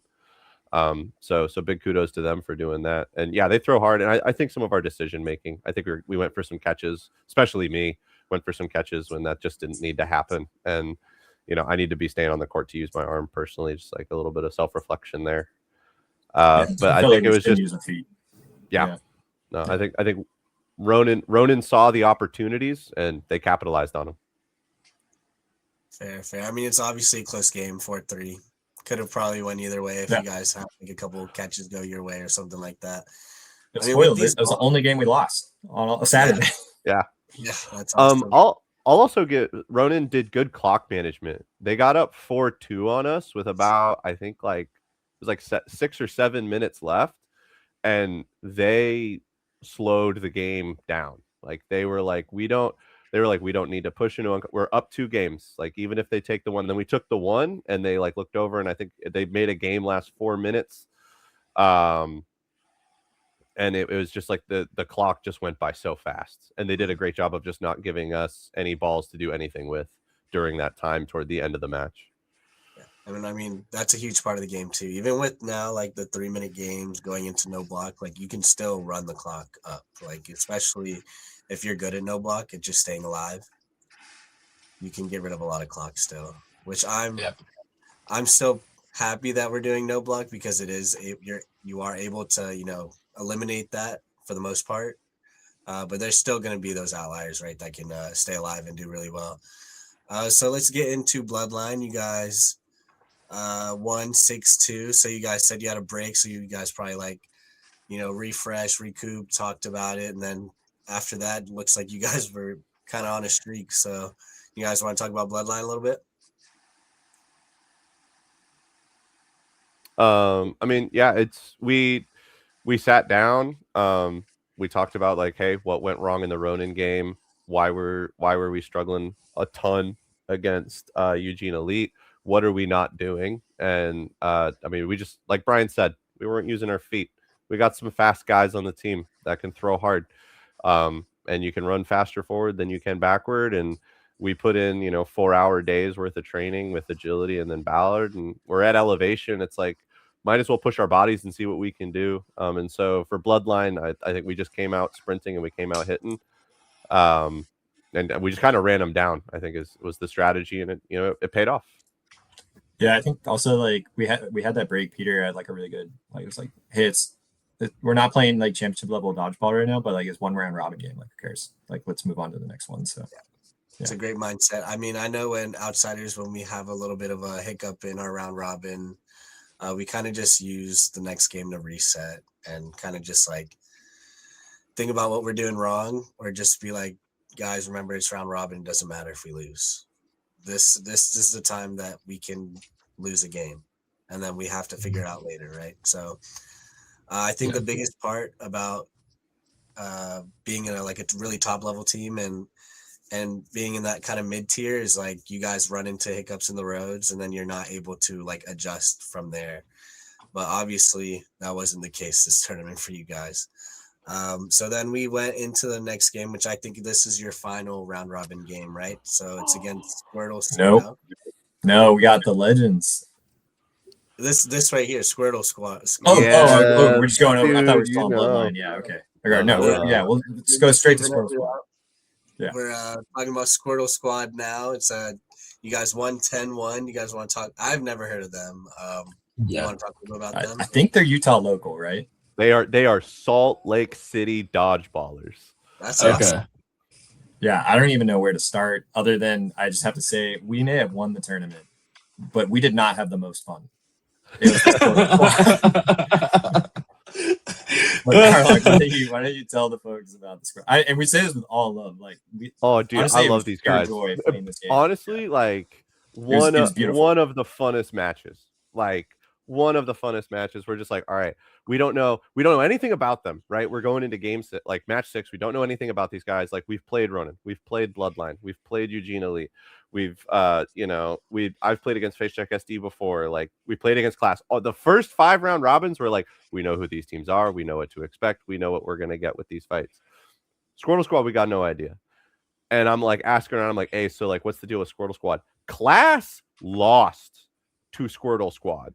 And so they beat other teams too. And they beat other teams. And so I'm walking around, I'm like, hey, so like these guys are like killing some teams that we know and we train against. Like, what are they doing? And I talked to David Swanson. He's like, they will throw everything. Every ball. And they throw hard. And it was Send pure it. pure dodgeball. It was pick up ball, throw ball, but all the guys had PDL arms. rules. It was like a 5-second count. So it was like That you had rocks. to be eyes up the whole time because they were like, I'm gonna pick it up, I'm gonna throw it. And like, have you guys ever like And when they you're had playing? arms. Oh, they had arms. They had some baseball. They had some baseball players for sure. For sure. But like, have you ever done like whirlpool where everybody on one side of a dodgeball court has to run in a circle while you throw? Yeah. Showed you No. know because you've been I here did in it one Seattle. time with Matthew, and he hit me right in my wiener. Yeah. But there's like they're doing stuff like that where they're just like it's like so much movement where you're like, I don't know if I want to throw at you, but they're like able to close distance. One of the kids, Garrett, was doing backflips in between games just for like fun. But they did this one play. It was like a 4-ball play, and they just went like 1, 2, 3, 4, like a wave down the court. They just threw it at different targets. It was great. That's awesome. It was so good. And then like their solution. So obviously like David Levitt has trained really hard to be fast on the opening rush. And that's like that's a big tool of our kit. Like that's what we use. And teams that don't know us, like it's very punishing for them to have to deal with Levitt pitching to me. And then I'm like, sweet, I'm 10 feet from you. I'm gonna drill you in the chest. A lot, right? It's like, what's the solution to that? A lot of people will do the turtle, right? 3 balls to the one side. One guy grabs 2, you kick one out to your shagger, and then you know your most evasive guy with 2 balls gets back. They just sent a dude up to meat shield. Literally just sent 3 dudes to run up, and 2 of them would do pitchbacks, and a third guy would just stand there third guy in front of the other 2. So it's like I only had one target. Reacted. Yeah, so we reacted where we called Peter instead. So this guy goes up. He's standing like 5 feet. It was like a first date with David Carlock. And then Peter hits him from the side like a velociraptor. Oh my like, god! I didn't know you could do that. Oh my god! Rest in peace, Sam Neill. It was you can watch the tape. It's beautiful. I'm trying to look up any of these guys like on Facebook or anything. Nothing. You could just see like Carlock slowly walking back with the ball in hand. Carlock is mouthing, I'm sorry. Yeah. Dude, they were having blast, man. They were just living in the moment. They were just pure. It was so pure. Yeah, there was no bad vibes. Everybody was just having a great time. The kids were in the background cheering every time they got a hit. Like the whole family was there.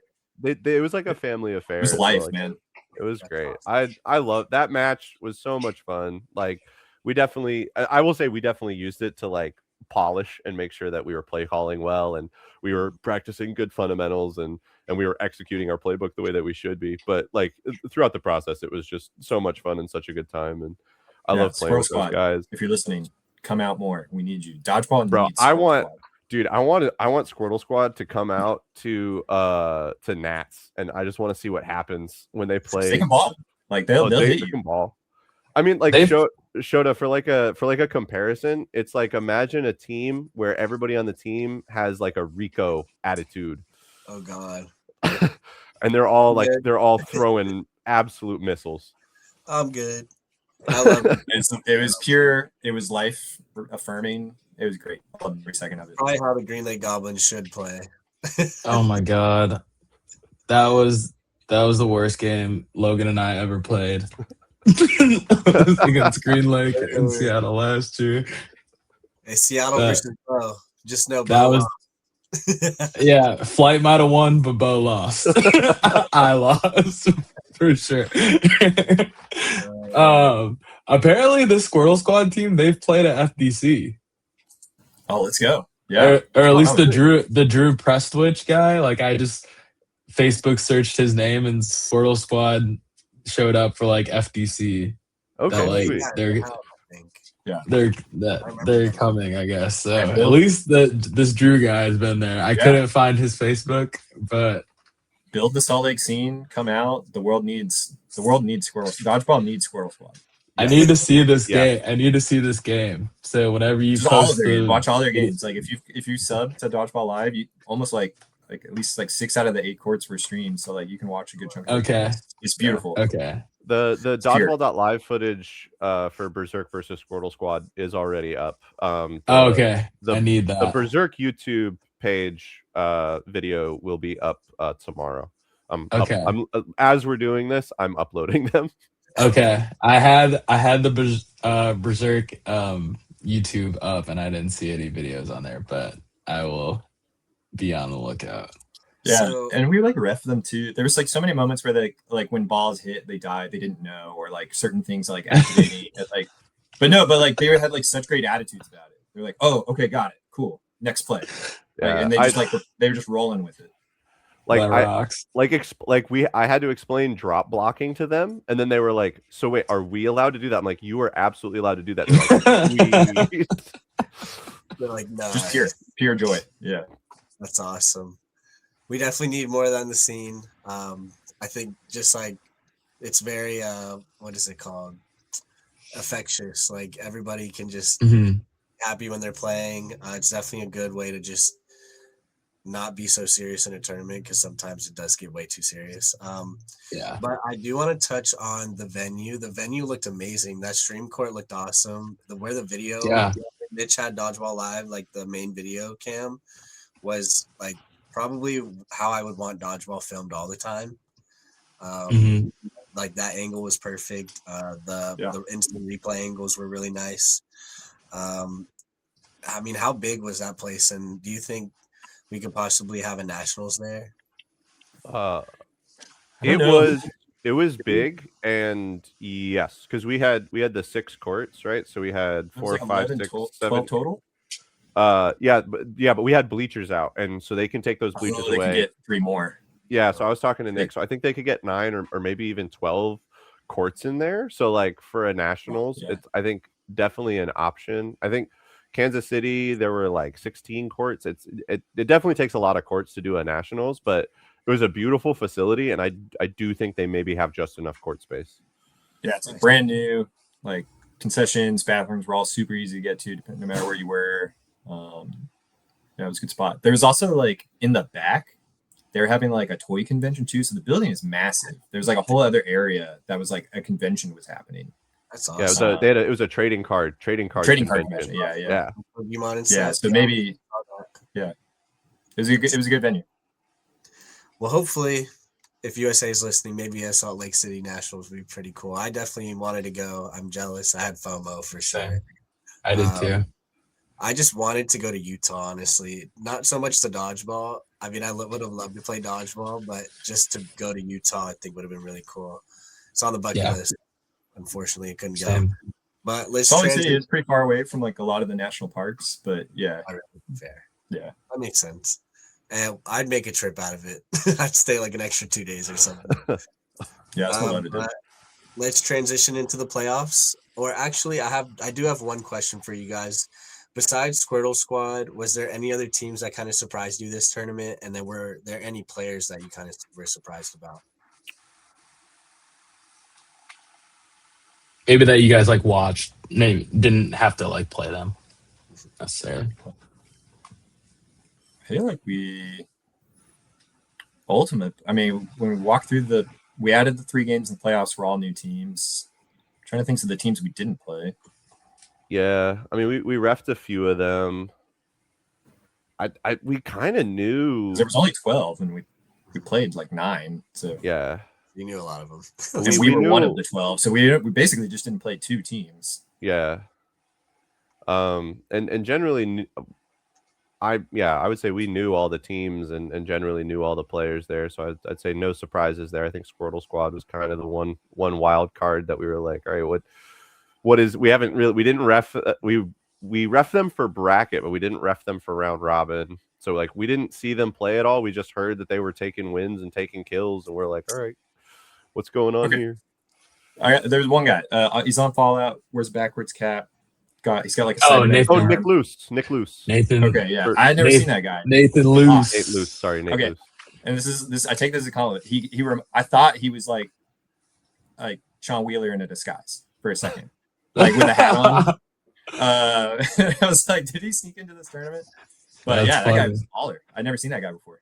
Yeah, he's from Connecticut, right, Bo? The guy Connecticut Dodgeball, plays with Ryan McComb and all of them. So he was a good addition to Fallout.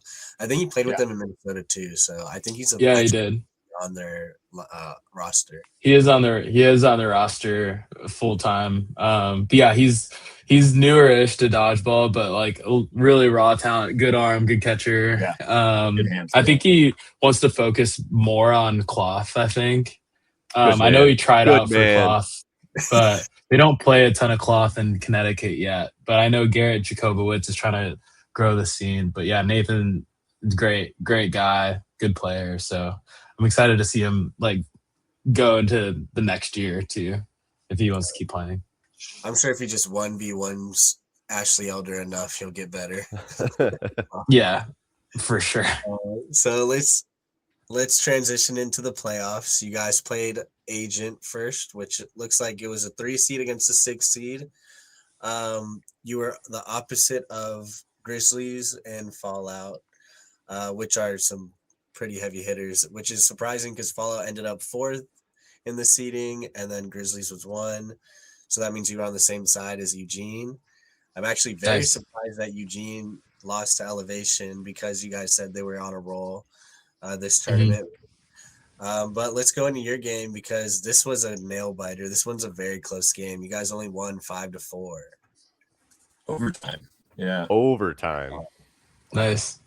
I know Agent brought a good roster. I know Luke Finder's trying to build that team. I was talking to him yesterday about it, but they did bring a really good roster. No, I mean, like, one, Luke has been putting in the work individually. And it's also clear that he's been putting in the work as a captain. He's hitting all the points of what he needs to be doing to really grow as a player, and that showed this weekend with Agent and then also with Yakuza in mixed. Obviously, I don't think he's captain. I think Mei Ling's captain for Yakuza, but like still, like his presence on the court is noticeable and palpable. I mean, he also had I think it's Derek Smith, right? Who's just weapon, dude. Devastating if you let him get rolling or get moving. I'm trying to remember. I don't think it's Shane, but their left corner as well was also just like on point. And I mean, they just played good fundamentals, right? Like they played good fundamentals. They looked for opportunities. They communicated and they worked together. Like they disguised who was throwing with some good pump fakes. Luke had, sorry to call you out, Bryan, but I mean, he started off the game with a Beyblade behind the backspin throw. In my hands. If I didn't even move, it was a catch. But then I like turned with it and dropped it. Yeah. Hit you with the Marvin spit throw. Dude, I had it in my hand. It was literally in my hands. And then I like moved. And then I watched the game. Yeah. You did have it. You did have it in your hand. And it was just, I mean, they played good fundamental dodgeball. I don't think they tried to do anything fancy. They weren't trying to do like anything crazy. They were like, look, we do ball control, we work together, we pump, we cover on the retreats, like we do that and we should win games. And they took games off us. They pushed, we ended up tying it. We had to go into overtime to make it happen. They tied it to go to overtime, yeah. Peter had the most God destined shot of all time off of Derek Smith into their left wing, which was like such a beautiful moment for Berserk. But I can just imagine like how Agent felt in that moment, because I was like 3v, right, you're 3v3, like that's true dodgeball right there. So yeah, and then we tripled Luke, I guess, but yeah, we're not, we're not. He's cool. Yeah, no, he's getting 3. All right, perfect. I mean, it is nice to see newer teams come out. I think this is probably their first USA tournament they've played in, right? If I'm not mistaken, Foam for sure. I think they have played at like a Canada tournament, maybe. Yeah. I'm not 100% sure. I don't know if they went to Minneapolis together. They were like listed in the power rankings thing. So then they must have. Then they must have played something. They must have played Minneapolis. I think they went to Minneapolis, but I mean, like it's they're clearly a team of strong individual talented players, and what they're working on right now is gelling together. And from Minneapolis to here, they're definitely becoming more cohesive. I'm excited to see what happens at nationals, because I'm hoping they show up as a team, and I'm hoping that they're more cohesive, because I mean, Derek's got an arm, Luke's got an arm, some of those other guys also got arms, so got to put respect on them. It's going to be very competitive. I'm excited for that. So then it gets going to be a into grind. next. What this is quarterfinals, right? Or no, this is semis. I think it's Semis. Yeah, because there was eight in the upper bracket. So. Yeah, 8 and Yeah. upper. Yeah. So did you like that? The upper bracket and lower bracket. Did you like that? Yeah, especially since you get to expand the semis got to be 30 minutes and then the finals gets to be 40, and everybody gets out of the gym on time. So yeah, instead of like doing the placement matches, which you could probably do still in like the upper tier and lower tier, it's not as like much of a blowout or a little bit more competitive game. So that was a nice thing to see. So Grizzlies was one. They played 4. This is a crazy score line. I actually watched that live. I was very surprised to see Fallout playing that well against Grizzlies, because Grizzlies, in my opinion, is like either like on par or sometimes could be a better team than Fallout. But they destroyed them 8-1. And then it goes into your game, Elevation against Berserk. You guys also kind of just handled them pretty well. 7 versus 3. They beat Eugene, which I was surprised about, and then you guys beat them pretty well. So do you want to talk about that a little bit? Yeah. I'm the other way on my screen, so you're just pointing at the computer, Brian. No, I mean, Elevation is a strong catching team, but I mean, a big thing, they didn't have Nico Greenery. He was captaining another team, and He's scary. He's scary, and he's a problem for Berserk. He's often the guy that makes a catch and brings back in one of the Paulsons. The Paulsons themselves are, as always, big. You know, they're big boys. They throw hard. It's scary when Braden or Dakota is running at you. But I mean, it was. We have our game plan for dealing with Elevation. We stuck to that game plan. And I mean, the scoreline shows it, right? It was 8-2. I will say Dakota turned it on in the last 6 minutes, and I'm gonna say I'm glad he didn't turn it on sooner, because he had some absolutely insane plays. I think Basile from probably 20 feet let an absolute rocket rip at Dakota's head, and he caught it, and he already had a ball in his hand. He's catching a ball doing like 75 plus with a ball and an empty hand at a ball that's this high. And so then it was just like, all right, well, we at the point that Dakota started popping off, we're like, we got to double him. And I mean, it even happened like Brian, you and I doubled him. He caught me. You got the hit. Then he almost there was another one where I think Char and Peter doubled him, and he also caught Char. Yeah. So it's like it turned into a situation of like we're doubling him, and it's a catching out every time. But like we're getting him off the court at least, so it's like the game plan was working. So definitely a good game plan. Dakota is a dog. Dakota, he's definitely like the biggest threat on that team, especially when he's on, because that guy does some unbelievable stuff. And he did they not have Jesse either? Oh no! Oh, Jesse got injured earlier in the day. I think that was. I didn't know at that point. I think that also really impacts. I think if Jesse Brown is healthy and makes it through the tournament, I think that scoreline's probably closer. But yeah, Jesse was out. He got injured earlier in the day. Get healthier, or get healthy. I need him on my team. I was gonna say, Blue's not bad. Yeah, because I'm now I'm thinking about it. It's like, if you got Jesse out of the middle and he's got support from Braden and Dakota on the sides, like that's a whole different look. Scary for sure. In the corner, I mean, he's versatile. You can put him anywhere. He adjusts well. He plays his play style for sure, and he makes things happen. He's annoying to play. He like barely moves his arm, and like that ball is moving in crazy directions. But that's unfortunate that he got hurt. Sorry to hear about that, Jesse. But let's move on to the finals. Was there a game plan when you guys heard that it was going to be Fallout? Did you guys have a little bit of a game plan? And what was it? Man, sorry to do this to you, Bo.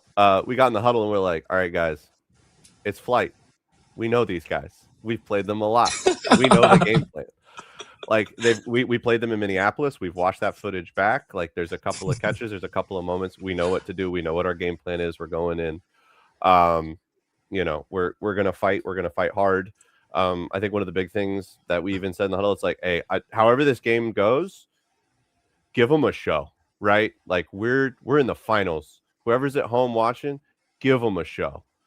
And then David Levitt also chimed in with just like, hey, after every single game, goldfish brain. Like whatever happened, whether it's a win, whether it's a loss, wipe it. We got another game to play. And so it was, I think the mentality going in was solid. We had the game plan going in, which was solid. And I mean, game plan worked. I mean, Matt Levine was reading our play calls. Like, and I'm going to give, shout out to Fallout. Y'all read our play calls. You guys knew what was happening. We would be coming up to the line and I'd hear Matt Levine shouting to the team. He's like, this is who's throwing.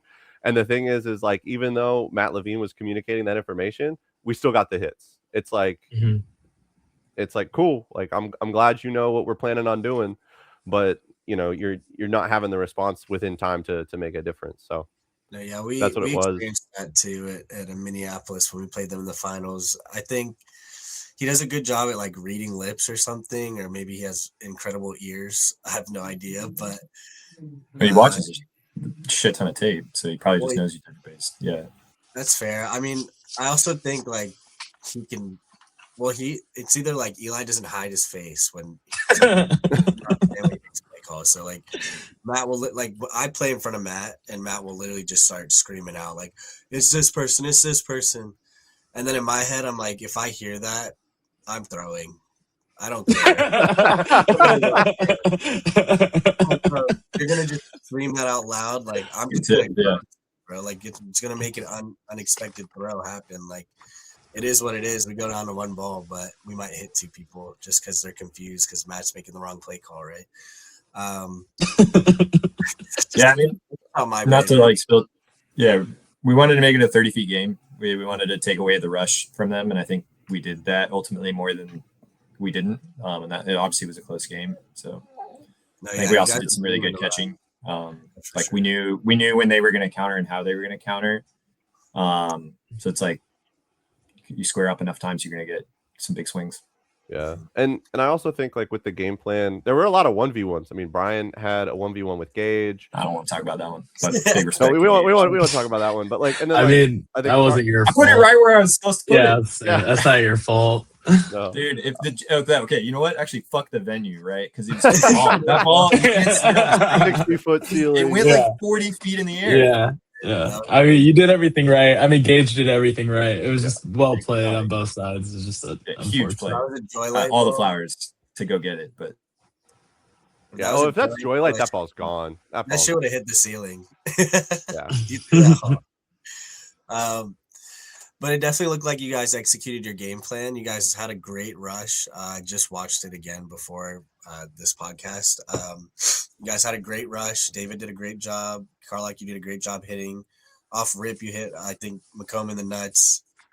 It was quad. It was quad. He got the rotation around. Really? I don't know. I thought he grabbed his nuts after I saw it. I want to shout out Marshall. Well, he got like a cramp or hamstring. Yeah. Bro, what's up with all these people getting hurt? We need to drink your water. That too. Like pickle juice. Yeah. For sure. I mean, that's really Marshall had an absolutely insane dodge on me. Levitt gets me the ball and I let it rip at Marshall's head and he dodged it and I was like, I'm not even mad. That was cool. He did like that Matrix stop. He just stopped. That was so cool. Yeah. So I would say you guys did like almost everything right. So you guys were going for the right catches. You guys were hitting on offense. You guys were even hitting on defense. I think the biggest thing from what I saw is that every time they made a counter, you guys answered. Almost every time. Whether you hit or not, you guys always answered after their counter. And when that happens, that makes them scared to throw again, right? Like that makes them scared to counter. So then like Matt started holding or some other things. Like it just changes the aspect of the game because in their head, like if I throw this right now, like they're gonna counter. And most times you hit them. Especially you, Carlock. Like you did a very good job playing Matt. I was very impressed with how you played in front of Matt because Matt always gives me a hard time. So now I'm kind of scared to play you. So we'll see what happens. I'm excited to play you guys again because you guys have gotten so much better. Your chemistry too, like when you guys were walking up to the line, like it was, even if Matt was saying who was throwing, it was still hard on tape to know who was throwing because you guys were all in sync. Like you can really tell that you guys have been practicing.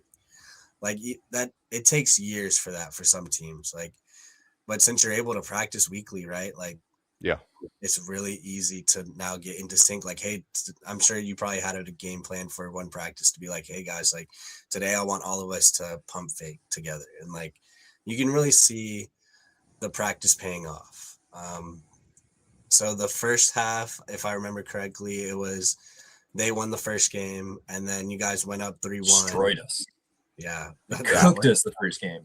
It was We like goldfish that. Like, right, screw this. reset. I think they got like I think they went through the ball like what 9 times. I don't know. You just watched it, but it was kills. Yeah, it was crazy. It was under 2 minutes, I think, or right about 2 minutes in that first set.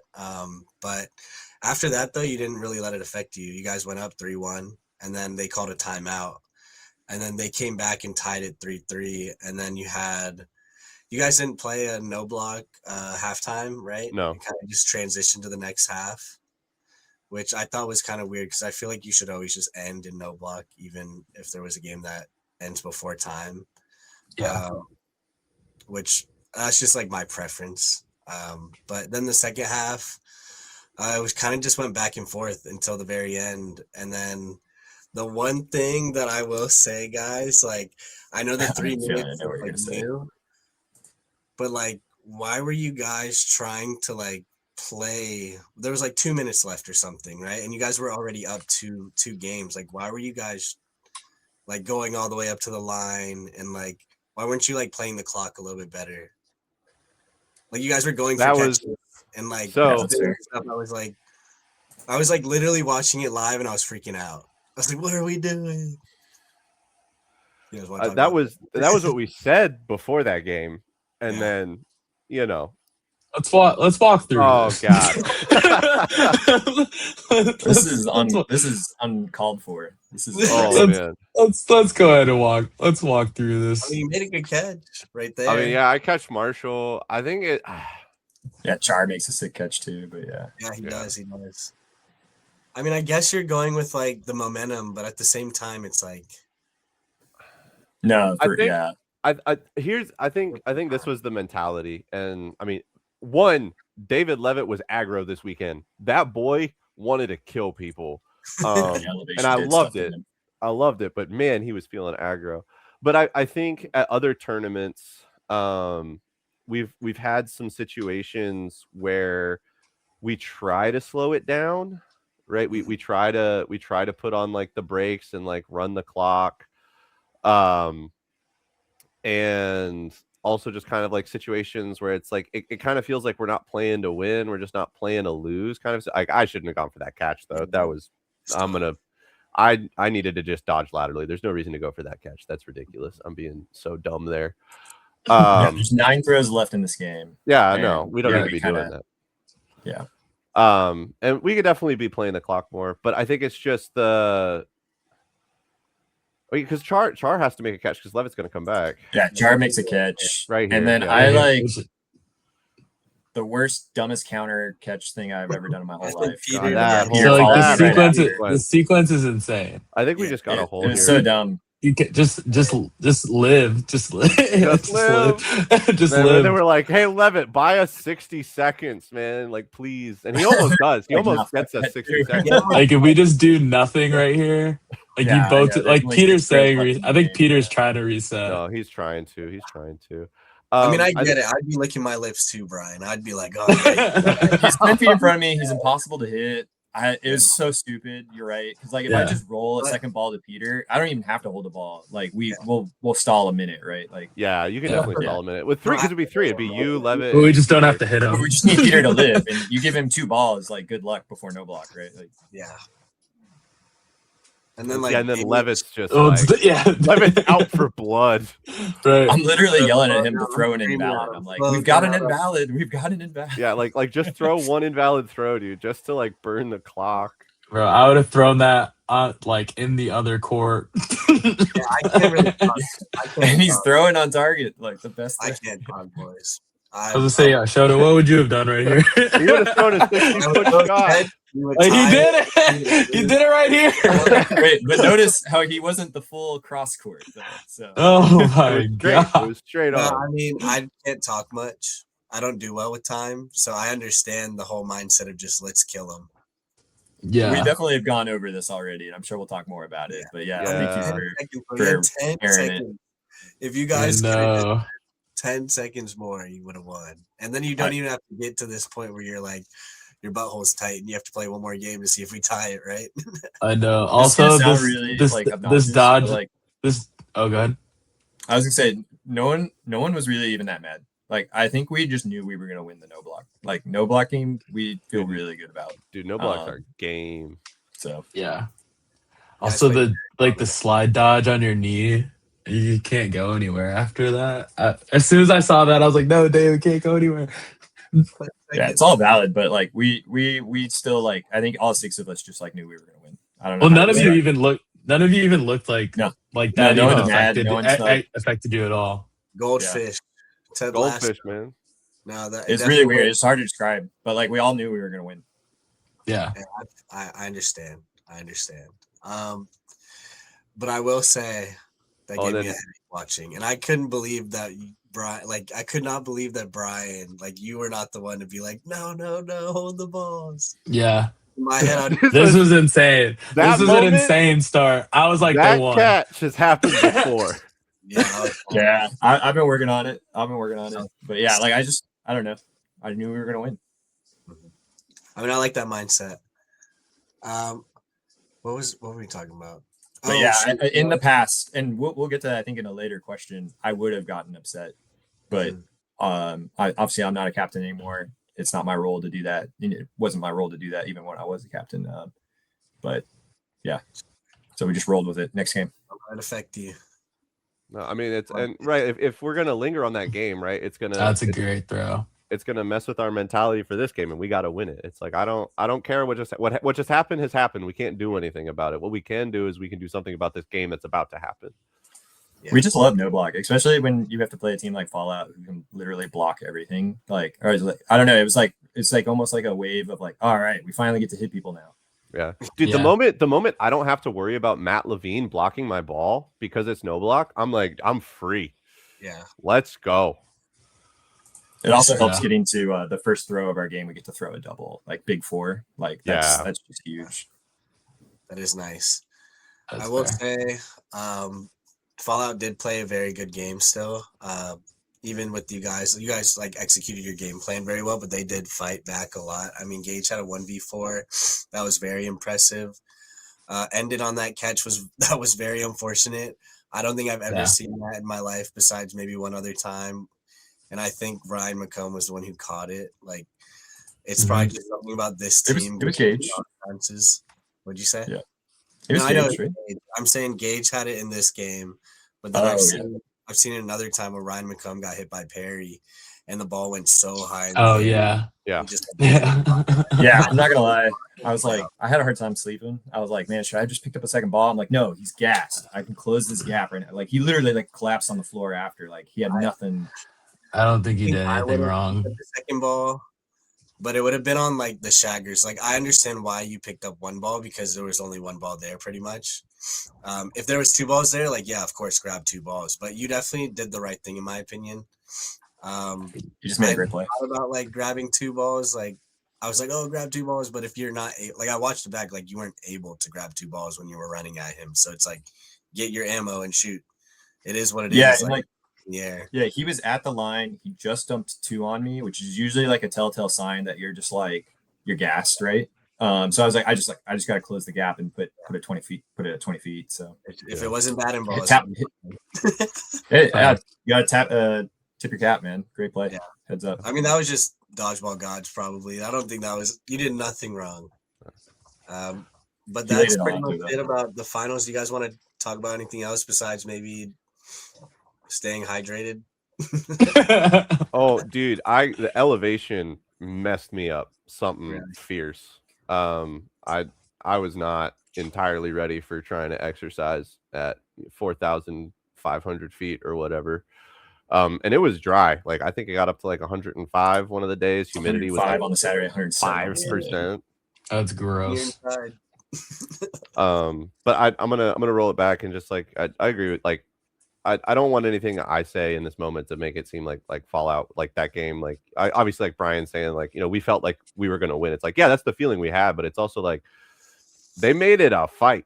Like we got up 3-1, they had their huddle, they made adjustments and they brought it back. Like I always love playing the Fallout guys because it's the Fallout boys, you might say. I don't know if they have a saying like that. And we wanted it back right from after Minnesota, right? Like they took it to us in Minnesota. Like they're such a great team, and you know, I think they ran into some physical challenges, right? Like with the cramps and everything. But like I also just wanted to add like I love 40-minute matches. Like that is a war. Same. Like you get to like actually like counter punch and like make adjust. It's so much fun, and it's like it's a great time. I love 40s. 40s is the way to go. I wish every game was a 40. Honestly, yeah. Have you guys played a lot of 40s in your time playing?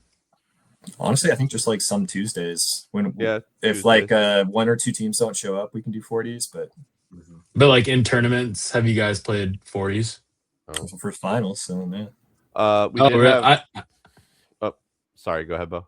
No, I didn't know if like in like I don't know the Seattle Slam or like any of the Vancouver tournaments that you guys have been to. Have you guys played 40s in those? No, we keep slams to 20 to 24 minutes because it's new teams, right? The point of the slams is to encourage new teams to form, and the last thing I want to do is take some newbie that's like, I made a team for the first time, and it's like, fantastic, you're going to play 5 40s and then bracket 40. Like that's just brutal to do to somebody that's not training for it.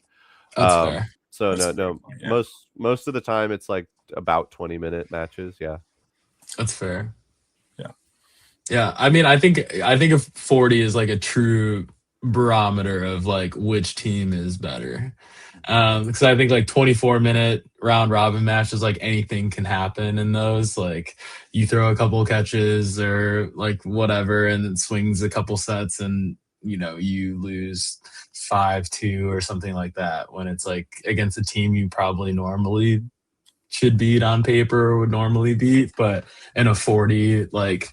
When we played Fallout in Minneapolis, for example, we went down 4-1 and like they caught everything, but we in the huddle, like we weren't super worried about it. Like we obviously knew they're a good team, but we were like, we're throwing a lot of catches. Like hopefully that's not sustainable for 40 minutes and we don't keep doing that. We did throw like 14 catches or something as a team, but luckily. Yeah, but luckily over the course of 40 minutes, I think like the true like better team that day will come out on top in a 40-minute match. Correct me if I'm wrong. One of you guys might remember, but I feel like Tempe was my first. I feel like that was like a 15-minute round robin, right? Like they were much shorter last year. Yeah, last year and the year before they were much shorter. They used to be sometimes like I remember the Atlanta round. It was like 10 minutes, like 12 minutes. The cursed Atlanta round. 3 games. Yeah, like flight. We beat outsiders in foam, and it was like absurd. It was like 3-1 or like 2-1 or something ridiculous. And like, sure, we were happy we won, but like, and then we got destroyed in playoffs. Shout out to Justin and USA for the new format. I feel like seriously, so amazing. Yeah, seriously, because it's like also like how can you gel with a team when you're only playing together like 12 to 13 minutes at a time, or you know what I mean? But shout out the previous board. Like I thought they did a good job too, but I think the new board, like the changes that they made, I think they're definitely accelerating the game even further as well. So Dustin and crew, I think they're doing a really good job. Feedback very well, and then Yeah. making adjustments. So He also like proactively asks for feedback. Like he doesn't sit there and wait for feedback. Like through the surveys, like he'll walk around and ask, like, "How's this going? Like, what would you like to see differently?" He did that really early on, like even his first tournament that he ever did. Him and Mark Hawkins. So like those guys, like from day one, have been on top of their shit. So enjoy those guys a lot. All right, so crowdsource questions. We have a decent amount, so we'll burn through those pretty quickly. Starting with David Levitt. What has been the most important part of the Berserk journey so far for you guys? That's a question for both. Carlock, why don't you go first? I got two, but a personal one and a team one. Important moment. Or if you need to think about it, I prepared an answer for this. If you've got prepared answers, man, I saw this and I'm still struggling. Yeah. Come up with something. So I think from a team, like just purely a return on investment, like moment for the team, is when Brandon Officer finally invited us to play on Tuesdays. I mean, like Tuesdays is a scrimmage so that we get to play against Fortune and Misfits in class, and like, man, that's like if you Dragon Ball Z hyperbolic chamber for Goku, like it's just you get to play against two thing teams and like the class is also an elite team like every single week, and also like very different play styles too. It's pretty incredible in terms of what that can do for your team, and they're like also like so helpful as well too. It's not like there's animosity at those things where it's like so that I think probably just like straight up return on investment, like what's helped the team the most, it's probably got to be that. But also like for me personally, is when I decided to step down as captain at the beginning of this season after nationals and elevate Carlock and Peter. It was a really kind of difficult decision for me. I enjoyed being a captain. I really like felt proud of the work that we did as a team. Obviously I put a lot in, but I knew like to get to the goals of the team, the goals that the players had on the team, we needed to go in a new direction. And I thought, like putting Carlock and Peter in that position can help us get there. I'll still help out with some other thing. I do stats and stuff and like some scouting, but like putting Peter and Carlock in, like, you just look at our team this year versus last year, right? Like what we're doing. It's been pretty huge. So super proud of them. Hey, shout out to you, bro. Shout out to you. That's not an easy thing to do. So it's a selfless teammate. So shows who you are as a person for sure. I think another. I'd say what was the phrasing of the question? Most important part of the Berserk journey so far for you. Most important. I think our performance at nationals last year was really important, and I think that's one of the most important things because we'd been putting in work, we'd been going to practices. I think Levitt had gotten his like throwing coach. I'd been doing stuff on my own, like personal development. A lot of us have been working individually and then also working as a team, and to like come to nationals, to have a strong performance in round robin, to make it into the premier bracket, right, the top 12, to have a 7-2 victory over Elevation and feel like really dominant in that space, and then to just have like a no holds bar brawl with outsiders and feel like we could have taken that match. I think I make a few different decisions. I think we make a different play call here or there. Stop throwing at Kim. Yeah. Stop throwing at Kim. That's a great idea. Good strategy. But Bro, I think he's so good. Like, yeah, I don't even know what to do against him. Father Kim, just don't throw at him, bro. Daddy Kim. If you did, Daddy rush down. But like after nationals, like we were happy, right? It's 2 nationals in a row where we've made top 8. Like this top 8 felt much more like it was like, yes, we are supposed to be here. This isn't like a couple of coin flips in round robin. This was like, we're here because of what we've been doing. And I think what that, like, along with like Bryan kind of making the decision to step down and letting Peter and I kind of take the reins, what was nice about nationals was when I came in and Peter came in and we were like, hey, this is what we're doing this year, everybody bought in. And I think a lot of that buy-in happened because they saw the results that we got at nationals, and they're like, if that's what we could do in 12 months, imagine what we can do in another 12. Yep. Yeah, we also didn't have Peter. He was hurt. Oh, that's true. Yeah, true. Peter's out on injury. Yeah. So it was a pretty good showing without Peter. Peter took time to recover his shoulder. Smart man. Well, and like he's torn both of his calves. Crazy. Everything. Yeah. He had like the full rehab, everything. Jesus. Drink some milk. He's been great. He's been great this year. Yeah, he's been doing the work. He did the rehab. He did the work. So yeah. He did, and he crushed it at selection camp. Everyone was calling him their goat. Our goat, Peter. And then who the fuck is Peter Slotkin? Hey, honestly, he doesn't exist on social media, so it's like you don't know him. He doesn't, but yeah, I mean, I knew who he was because obviously we kept losing to you guys when I was on flight. But yeah, I mean, I was excited to watch Peter at selection camp. He did not disappoint one bit. Good. So I was proud of him.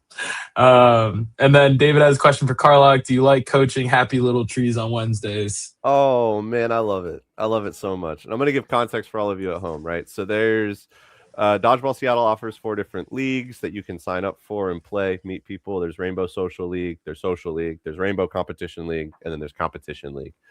And what Happy Little Trees is Berserk's own Roy McElmurray went and found a bunch of strong men and strong women who play in Social League that a lot of them, I think almost all of them, had never touched Competition League before. And he was like, we're going to make some teams. We're going to make a men's team. We're going to make a women's team. And his wife, Jen, got in on it as well. She was on the women's side. And they're like, we're going to take some of these, like, you know, people kind of like Basile that showed up at Social and they were throwing hard and catching well. And they're like, we're going to make some teams and we're going to train them up and we're going to get them moving. And then probably, I want to say like 4 or 5 months ago, Roy and Jen approached me and asked if I would, you know, watch video and provide coaching. And obviously I want to give back to a community that's given me a lot, but also selfishly, it's like if I'm looking at a team trying to understand why they're losing or why stuff's not going well, it's going to make my eye for dodgeball that much better. And that's going to help me be able to guide Berserk better. And no, I love coaching them. Miles and Chad and Alex Oskin and, you know, Catalina came out for her first USA Premier Tour this past weekend and she absolutely balled out. So that was awesome to see. Heather recently got added to HLT Women. Excited to see what she can do. There's, you know, Chanel's kind of an X factor on HLT Women. So, and then of course we gotta give love to the GOAT. Taylor Green's mom, Kim Green, plays for HLT Women, and she has been putting in the work. She shows up for agility training on Saturdays. Yep. Okay, she goes to Ballard. She catches everything. I will not throw at Kim Green if I'm more than 40 feet. Because if I throw further than 40 feet, Kim Green is catching me. The dodgeball line is strong in Kim their line. Green or Kim Newtonian. Exactly. Don't throw at the Kims. Don't throw at the Kims. But no, I love coaching them, and I love the enthusiasm they have, because it's like they're in that really early stage of a team where it's like small adjustments have huge impact, where it's like one of the first things I was like, guys, stop turning when you dodge, stay square. And suddenly they're like, I'm catching everything. And I'm like, yes, because you're staying square. Fantastic. I'm glad that we're doing our laterals and keeping our hands up. Like, let's go. Right. And then some of them have really like hopped on. Chad, in particular on the men's side, has really just hopped on. Like, he's hopped on the train. He's got the bug, and I'm excited. I remember where I started, and I'm looking at them, and I'm like, man, I can't wait to see what you guys do. Same with the women. I can't wait to see what they do. They're going to be so fantastic in a few months. That's fire. That's cool. Give back to the community as well. more Seattle teams coming. I Watch love out. it. It's a fucking Minor league manufacturing land. I'm sure there's a backstory to this question. You guys know who this is from, but they wanted to remain anonymous. But asks Carlock, do it be squirting? Oh man, you know I'm on those honey packs. If I ain't bricked up and ready to fuck, I'm not ready to play dodgeball. Why do you think I slide so much when I dodge? That's fair. Is there a backstory to this, or is this person? Is it just this person? This is just good vibes with a good person here in the community. Okay, all right. Well, we all know who this person is. We love them. All right. Luke Finder asks, what are some of your favorite memories made on and off the court from dodgeball? Question for both. So last week was pretty good. Last weekend was pretty fire. That first nationals, that first Berserk nationals, that was pretty cool. I felt because I'm sorry, Sorry, Bo. it was our first bracket win. I'm kidding. I think because it went really long, right? All the other Seattle teams that showed up and they stormed it. They were showed so much love for us. It was cool. It was cool. And Carlock got that hit. I remember that. Yeah, dude, you watched the video back and showed us on the back line running back and forth. Oh yeah, he was coaching Bill us up. I remember. You got a plain show. I remember he's gonna do this. I love those guys. That. But fuck those guys. Dude, I remember I saw Shota going back there. I was like, man, fuck shit. Yeah, he was literally telling us. I was like, okay, yeah, he's gonna go for the catch. You gotta put two. You got one pump. He'll drop the ball. Yeah. I was giving little tips, little hints. That was awesome. I love it. I'd say off the court. Our first hot ones together. Hell yeah, that was a good time.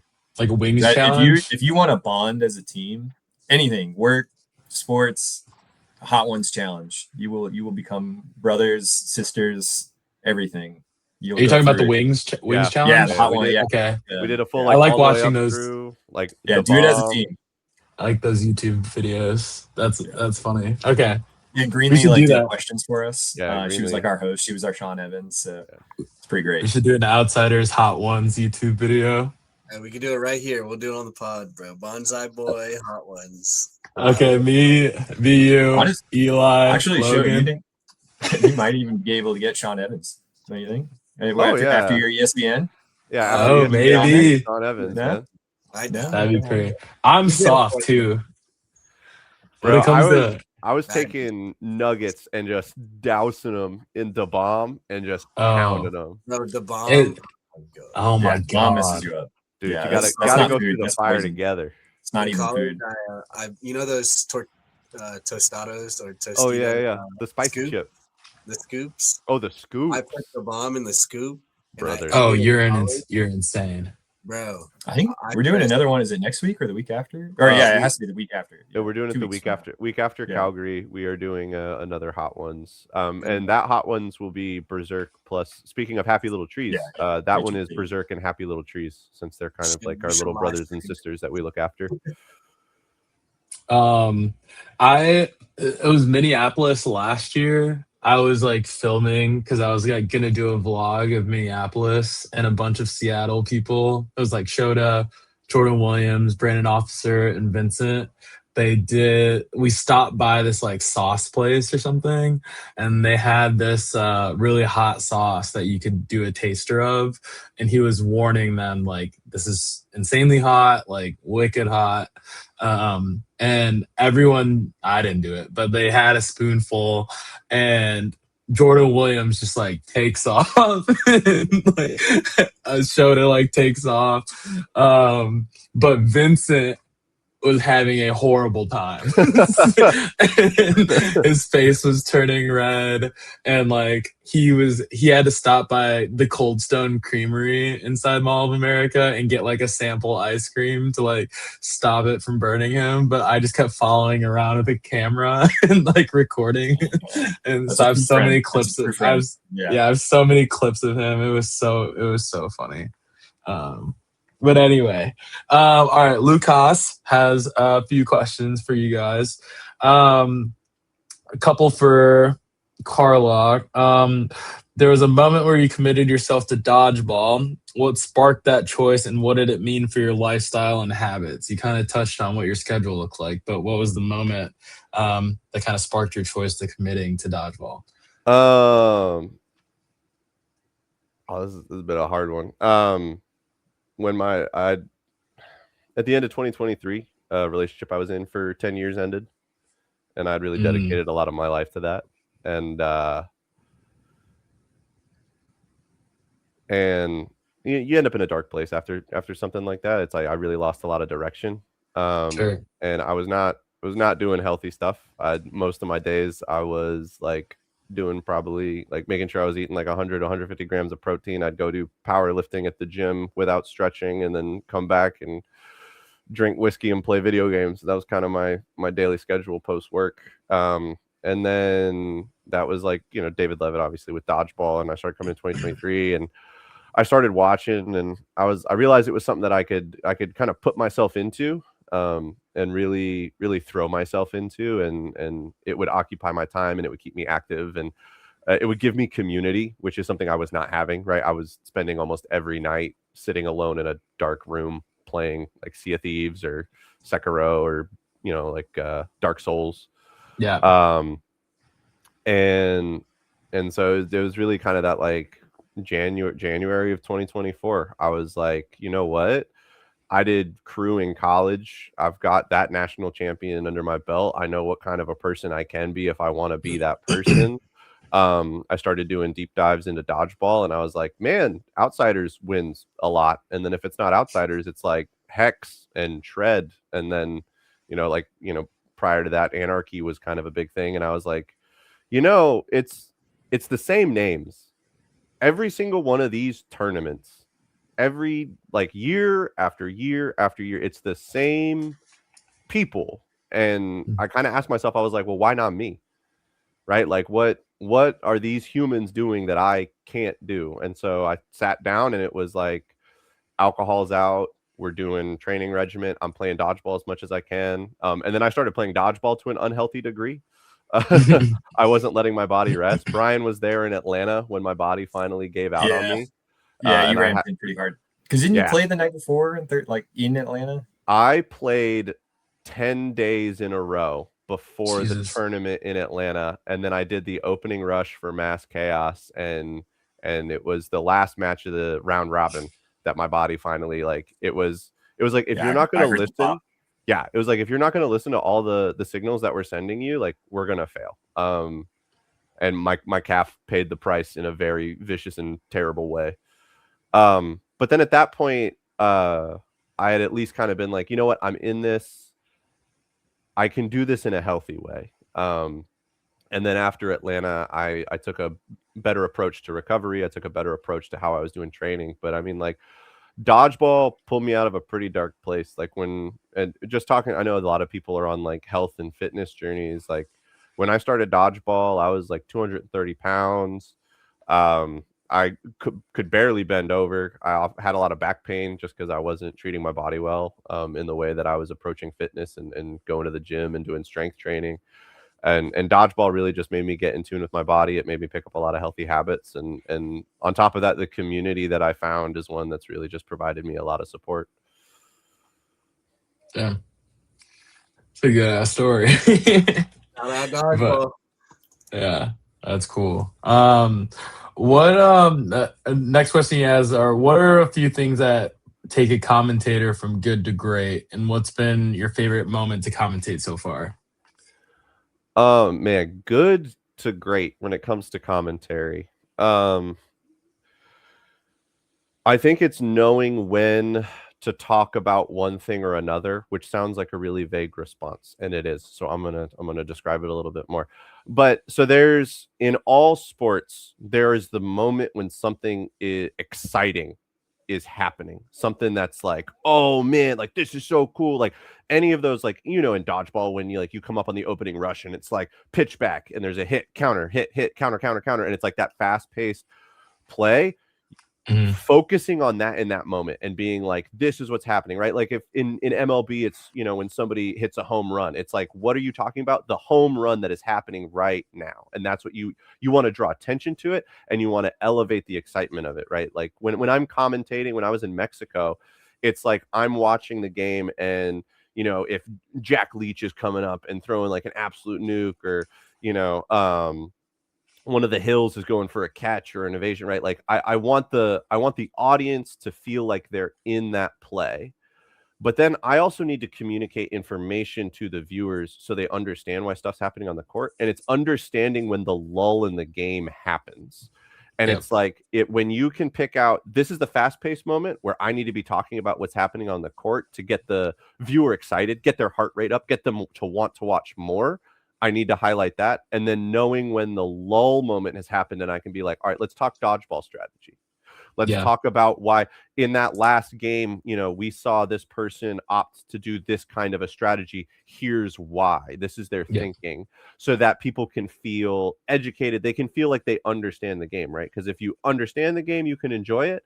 And then if I get you excited about the game, you're going to enjoy it. And if I can do both of those things, then hopefully you'll show up at Social League. Yeah. And we'll get you playing some dodgeball.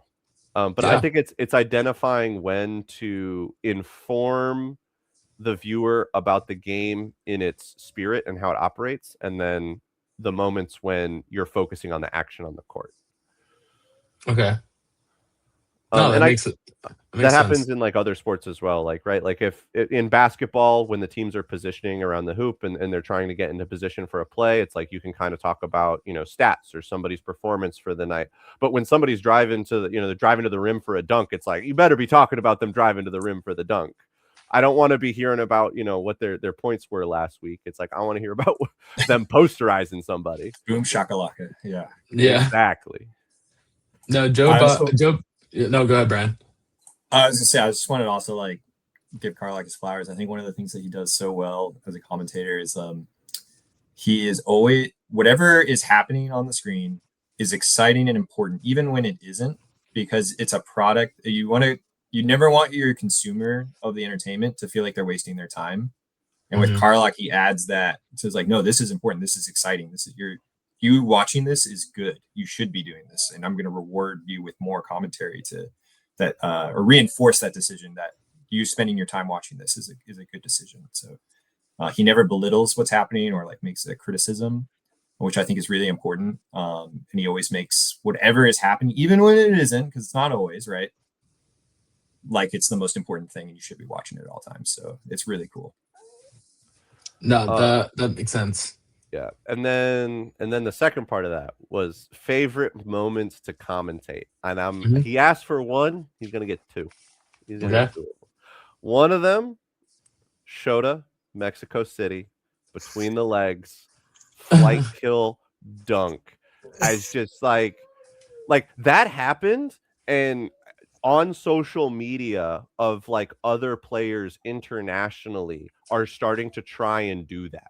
Like, like to be in the room and to have the honor of commentating something that then people in the sport are like, well, why am I not doing this? Like, this is cool. Like, yeah, basketball players go between the legs before they dunk. Why can't I go between the legs before I drill somebody in the chest? Like, like being in that moment was so awesome and so cool to see. And also just like everybody that was in the studio at the time was just like, what just happened? Like, you know, even some of the European players, like they're here and like Cloth is their ball type, and they're like, you know what? Ain't seen that before. And then years. No, Carlock. No, I a little backstory about that too is I went up to Carlock and I was like, Carlock, I think I'm gonna try to between the legs flight kill this weekend. And he was like, I want to see it. I want to see it. Do it. I was ready. I was excited. I was ready. The second one is oh man, and now I'm blanking. Royals. Max Patry at the thing this year. It is Royals versus Mavs. Oh yeah. Jeff Snow comes to the line and rips just pure fastball at Max's head, and he catches it all hands. And just the energy on the court, because it was like the Royals were giving Mavs a fight, but that was like like one, to see somebody as big as Max Patry make that catch all hands is like kind of crazy, right? Like the way that boy moves is nuts for his size. He's my hero. Yeah. But like he makes that catch and is just like, oh, and like the energy on the court, like you felt it. It was like that was the moment where Royals were like, we are unstoppable. Like this is our match. Like the echo throughout the team was palpable, and I just loved commentating that moment. And I think Ben was on the mic with me at the time. It was just such a good match and such a good moment. Dude, the Royale guys those are the funniest team, the funnest team to play with. Love the Outsiders boys, obviously, but playing with Royals was so fun. Yeah. No, you're losing. They're screaming me the whole time. Anytime they hit somebody, wee!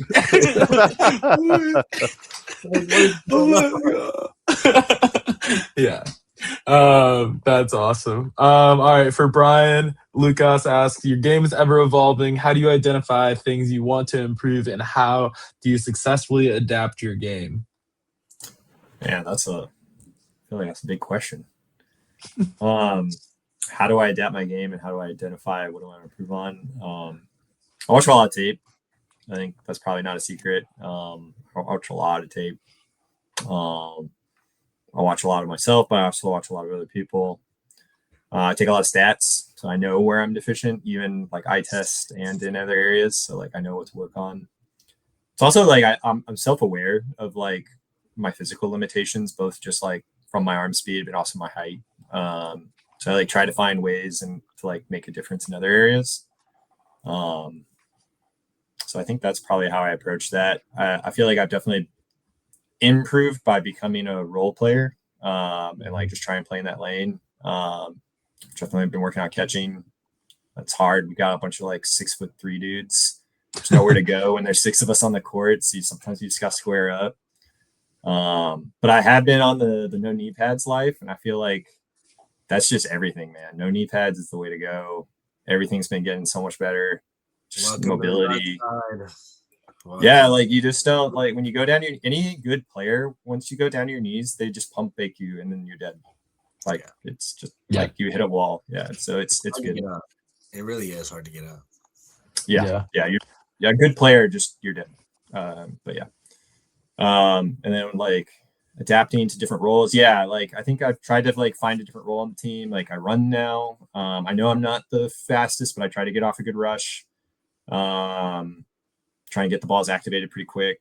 And like if I die, it's okay, as long as it's not anyone else. And then just trying to be a guy who lives as long as I can, make some square-ups and catches. So just does it all. That's what I put in my notes. Yeah, we have 2 lefties on the team, so we can throw ourselves around for some good doubles. But yeah, that's huge. No, I like watching you play because I feel like you do everything. Like if they need you to play corner, you play middle. You said that you do the rush now. Like I literally have seen you do everything on a court, so never really know what to expect. There's one thing I won't do. What's I can't take the pitch as a lefty. It's like so that's hard. True. Yeah, it's so hard. Greenlee's trying to figure it out. When she does, she'll let me know. But it's like you just lose a whole second turning around. I mean, when I like practice with John Gatlin, when I was in Boston, and I would practice like my rush, like I would have to throw it to John, but I would have to throw it more outside, like almost to where he's catching it and just throwing it instantly, basically. So like whenever I'm playing a lefty, I'm basically throwing it like way outside to where he's like catching it already. Like it's basically like more so on the pitch person.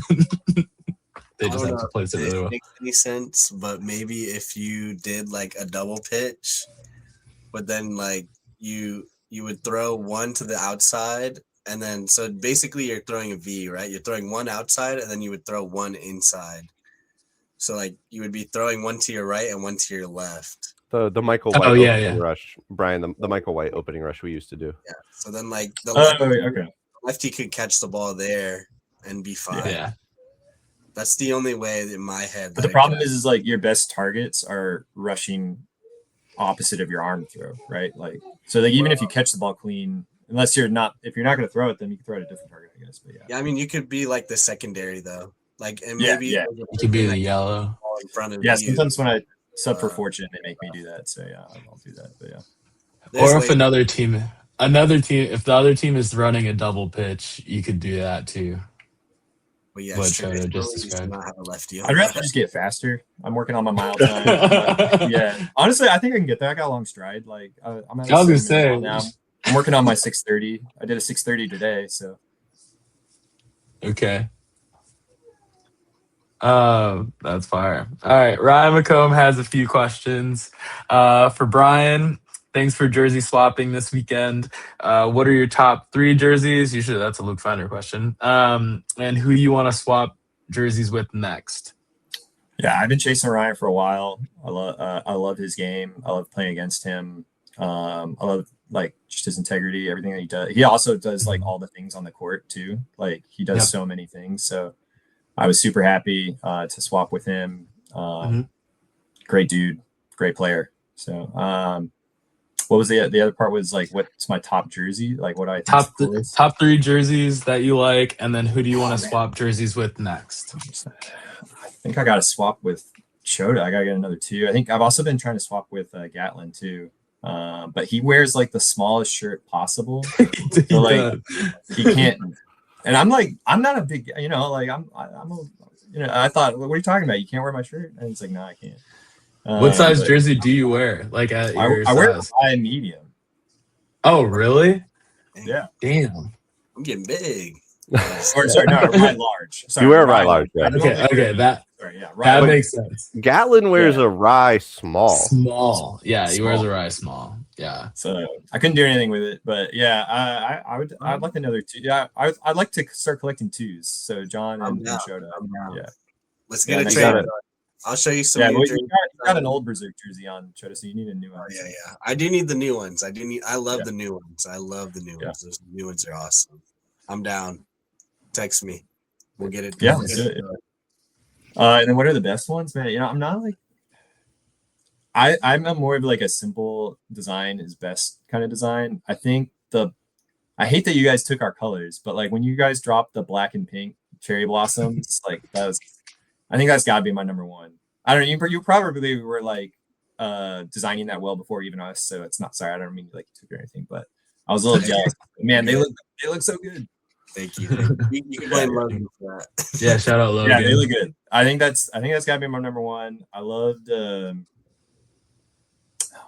I love so many great Luke Finder one. I love honestly the red and black that Luke Finder did for us is pretty great. I love it. I've never even seen the anime, but like, man, it goes so hard. That jersey goes so hard. He put so much effort into it, and it's like you could tell he like really put his heart into it to make it look cool. So really big shout out there. And then I saw it and I was like, I need it. I hit up Carlock immediately. I was like, I need it. Yeah. And then, man, I'll let Carlock start ripping some off. I'll see if I can remember a third one, because I don't want to. I have like an idea, but I feel like I want to like think about that thoughtfully. Just like I might clean, just in case I miss one. Good looking jerseys. There's so many, right? Yeah. I mean, like, obviously you already mentioned like John Gatlin number 2, but I mean like the Finder Boston Heist stained glass jersey. Oh my god. Oh my god, those were Bob. You looking for black it? Ones? You got one? one? Yeah, these ones. Yeah, when those dropped, I was like, oh, that's clean. That's these clean. Ones? I agree with the Outsiders. I am a big fan of the like blue and white that Hal did when they debuted at the Thing. Those are really clean. I really like those. I like the Grizzlies jerseys. I got, Dan Alport. I went ahead and grabbed one of those at FDC. No, it was the Dallas round. It wasn't FDC. It was Dallas round. I grabbed one of those from Dan Alport. The ones that have like the like Native American style artwork on them. Oh yeah, those are really cool. What's like another good jersey? Another jersey that I've seen that's just like, that's clean.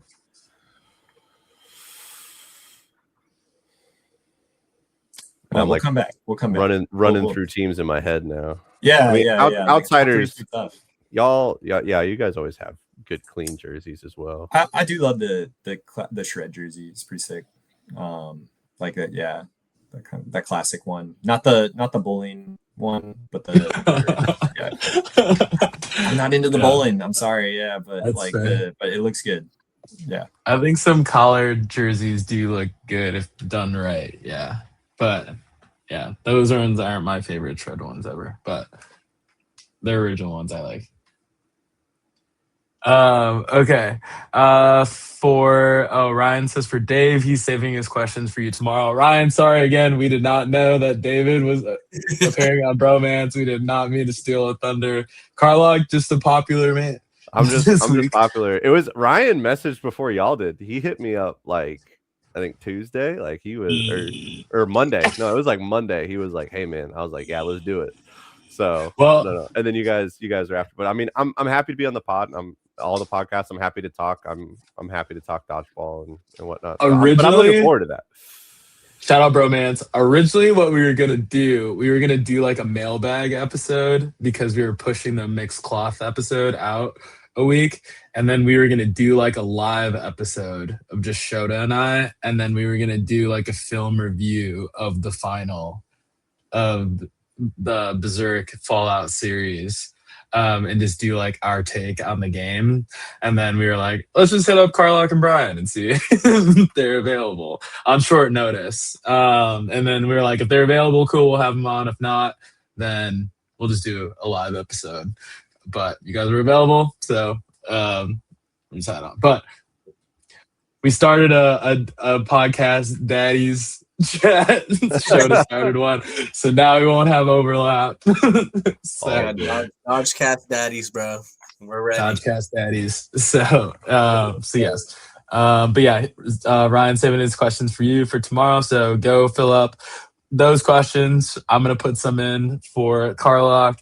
All right, and then he says for Bo and Shota, now that you guys have double digits in episodes now, how has the podcast grind been? What are some of your favorite episodes so far, and who are some of your white whales as guests to have on? Is he calling me big? What is he saying white whales for? What does that mean? Are you serious? Yes, bro. I don't know. I've never heard bro, have you not read Moby Dick? Man. Call me. As in, like, I know you can't say it's Carlock's from Atlanta too. Come on. Well, I know. White whale means like who's somebody that you've always wanted on the pod. Like, okay. Thank you. Hey, I've told you I'm not smart, bro. I think Shota's just advertising the quality of the Atlanta public education system. Not smart, can't hear. That's all I got. Don't make good grades or not know anything. That's fair. All right. What are how's the grind been? The grind's been good. We want to pump out more like short form clips from our episodes, like the one that we put out with Kiara earlier today. Like we want to put out more of those things. So we'll do more of those now that we have some more time. And then white whale guests. Who do you have, Show? Hey, well, I just found out what that means, so I need a second.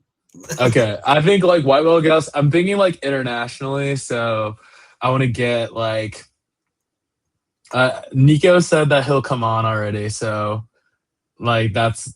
I'm trying to think of people we haven't talked to. Maybe like somebody from Malaysia, maybe like Aaron. Yeah.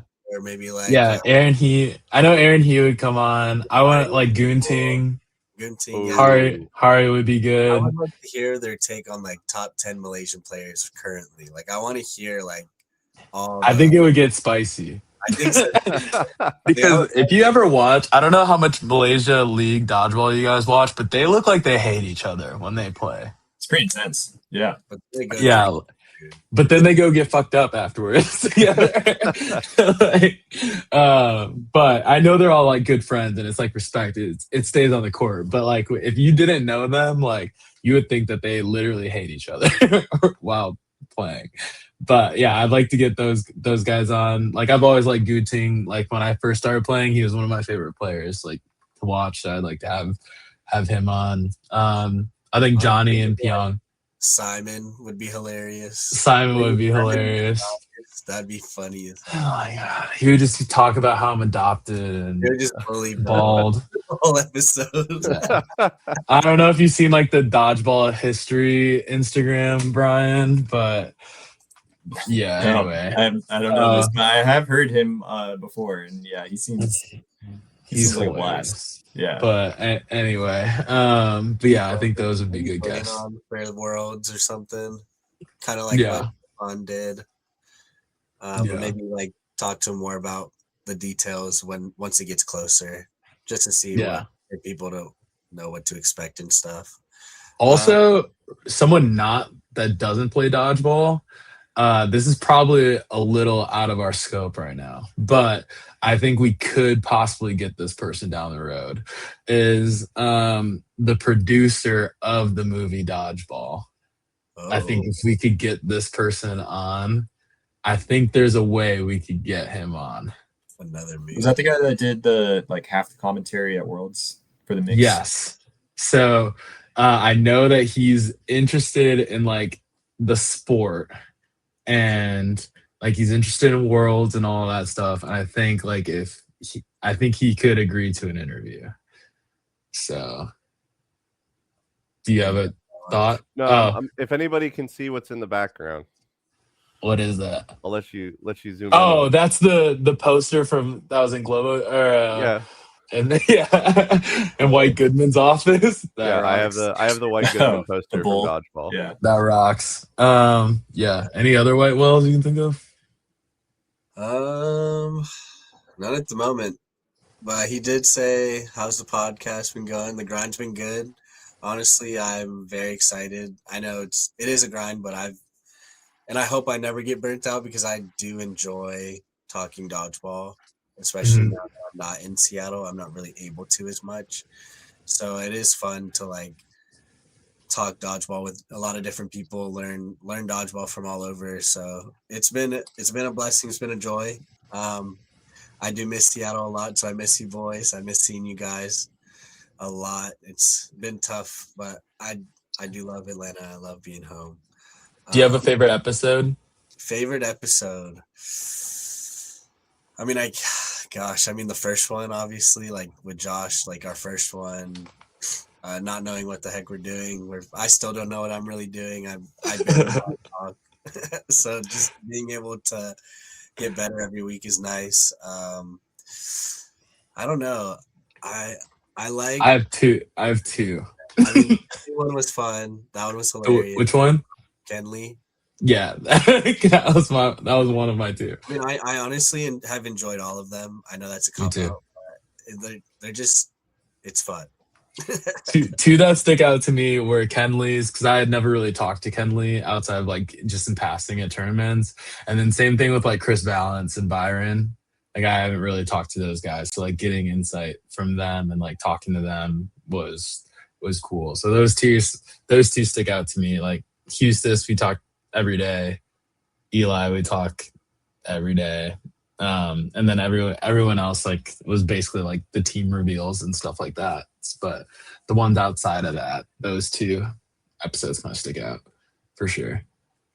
And then getting to know you guys more, this is a cool episode for me personally, because I don't know you guys that well. Like I know Carlock more than Bryan, but like I was excited to have Bryan on because I had never really talked to Bryan. So like this is why this stuff is really cool to me, because like I'm having conversations with people that I never really would normally probably have conversations with. Not that I would have never talked to Bryan, but like we kind of play and then like we move on to the next court. And then I don't know how much Bryan, like in Carlock, you guys go out afterwards to like the after parties. Like sometimes our team goes, sometimes we don't. So it's like, so yeah, this stuff is like cool to be able to hear people's stories and things like that. I enjoy this episode because I've seen like the beginning of Berserk kinda, and like how hard you guys have been working, and I know a lot of your players on the roster personally. So I've drafted a few of you guys. I've played against a few of you guys. I've seen you guys grow. So it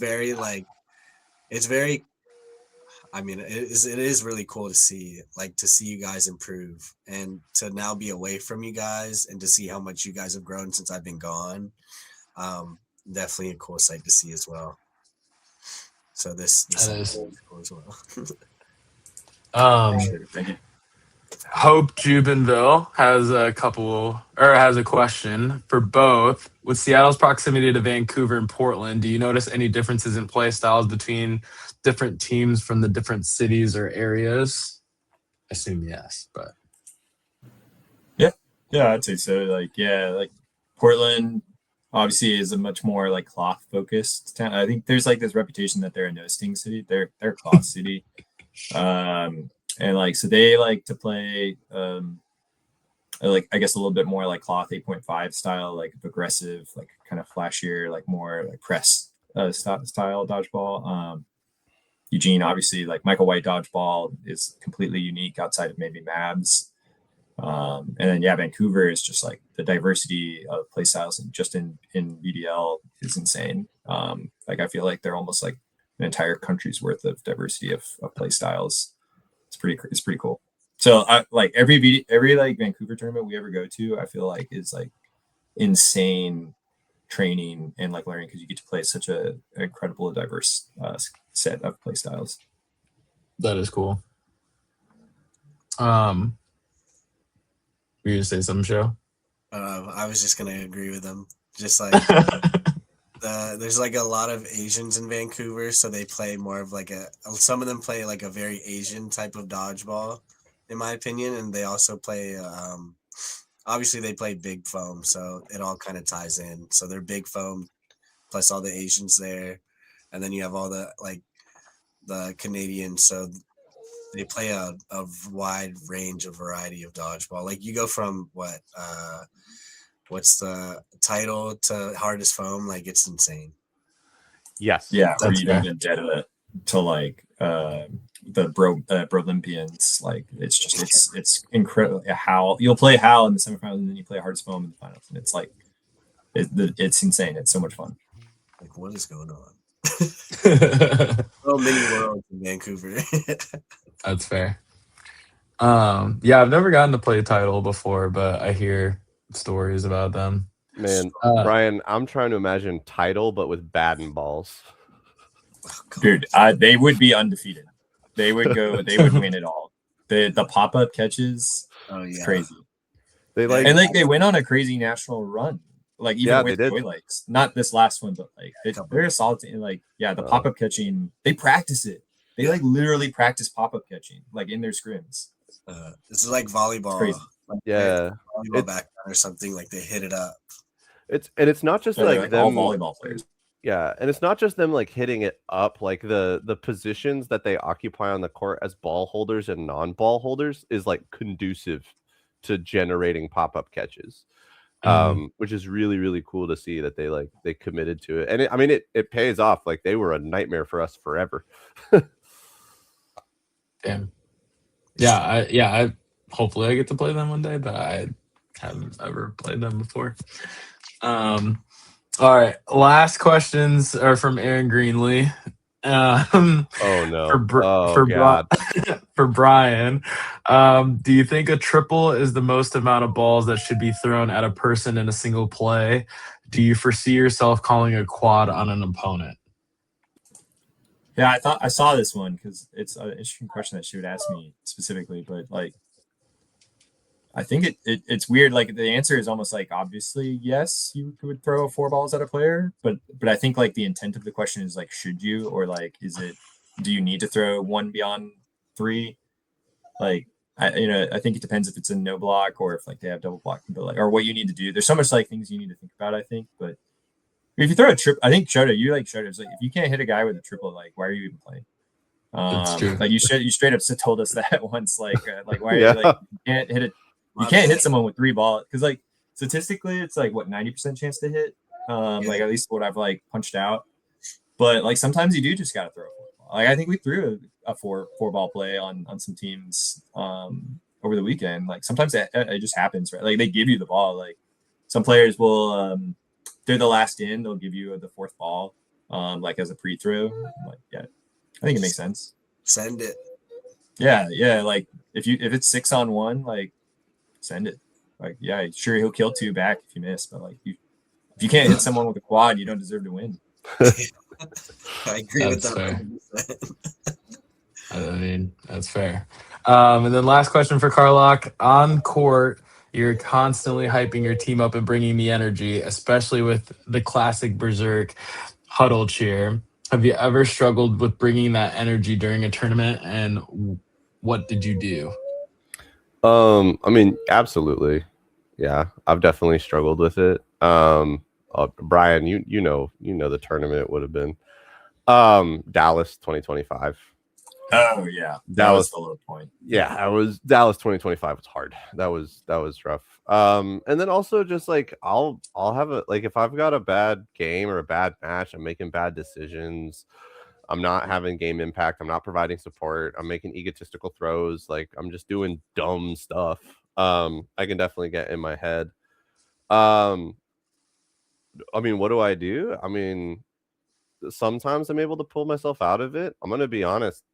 The guys pull me out of those situations a lot of the time. And you can go find it. There's plenty of times on footage, and you'll see like Basile will come up to me or Levitt will come up to me, and like we just like we like ignore dodgeball for a hot second. It's literally just like, hey, it's you and me, and we're right here together right now. And they're like, don't worry about it. We've got your back. We're gonna pull you up. Like, pull your head up. Let's go. And so I think it's in the moments where I find it hard to have that kind of energy. The other guys on the team will often see that and they'll come over and they'll give me a little bit of theirs, and then I'm able to get back on my feet and keep it going. But it's I mean, dodgeball is a team sport, and so it's a team effort holding that kind of energy on the court. He also just takes the honey pack. Yeah, hit a honey pack, slam an Uncrustable, eat a honey pack, and drink a Bang Energy, and you're good to go. Sometimes you drizzle the honey pack on the Uncrustable. Yeah, you know what? Not saying I've done it. That's a crazy pregame meal. A little honey pack, Uncrustable. Some people drizzle honey pack in their yogurt. Not saying I've done it. Actually, I'm not gonna lie. The honey pack jersey might be in the top 3. Oh, hey! That is. I'm not gonna lie, that was good. Black and yellow is a good look. I'm a sucker. I'm a sucker for honeycombs too, man. I'm a sucker for honeycombs. It's a good look. Let's go. I know I couldn't keep any of my honey pack long sleeve shirts, but I think I have a tank left. But yeah, the long sleeve ones I couldn't keep. They were all stolen. Or traded out for something. No one actually. Somebody's just in Bo's bag at the tournament. Like, where is it? Where is it? I gotta have it. Cool. Well, those are all the crowdsourced questions. I appreciate everybody throwing those in there. Any last shout outs for either of you guys? And then last question that we have for you guys: who would you want to see on a future episode of Bonsai Boys? Well, I feel like we got to shout out everybody, all the organizers in Seattle Dodgeball, top to bottom. Every league, every pickup, like creates value, creates players that may even play on Berserk, may not. Like, but even just the ability for us to play against those players come out of that system is so huge. So, and a lot of that starts with Lukas, but I know he's not the totality of it, and he's also stepped away a lot over the last year with his kids. So just every organizer that runs anything in Seattle Dodgeball does so much for the community and by extension helps Berserk. So huge shout out. Yeah. And Grayson specifically for running Green Lake and Ballard. Great. Yeah. Huge. I miss Green Lake. I know you do. I can see it in your eyes, man. Like it's like an old lover. It's just like it was so fun. Like that's like the epitome of just like gym dodgeball. Just like go and just have fun and not worry. Like it's so hard to go to Atlanta and like they have it on Tuesdays, but I don't go on Tuesdays. And so on Sundays it's like always serious, like team of the week. And I'm like, I just want to go to Green Lake with my boys and not know anybody and throw dodgeballs. I almost feel bad telling you, but it's ending. They're tearing up the gym and like replacing it. So hopefully it'll be back in a few years, but they got to replace the whole thing. Damn. Yeah. Sorry, man. Yeah. My And it's heart's like in a weird time slot right now. It's like 5 to 7 because Yeah. because of the repairs and stuff that they're doing. But damn. We gotta That's find. wild. it'll be back. It'll be back. All right. Who do you want to see on a future episode? Man. Okay, I got one just selfishly because this is also one of my idols. I watch a lot of tape. Is Okay. it Lee? From Malaysia. What's his first name? They're like he plays right corner a lot for them. Evan. Oh, Evan Lee. Evan Lee, Yeah, I don't know. Yeah. I don't know if like language barrier or anything potentially, but like that dude. Evan. Yeah, he's good. Yeah, Evan solid. Lanky, catches. He's lefty. everything. Yep. Yeah. Okay. There.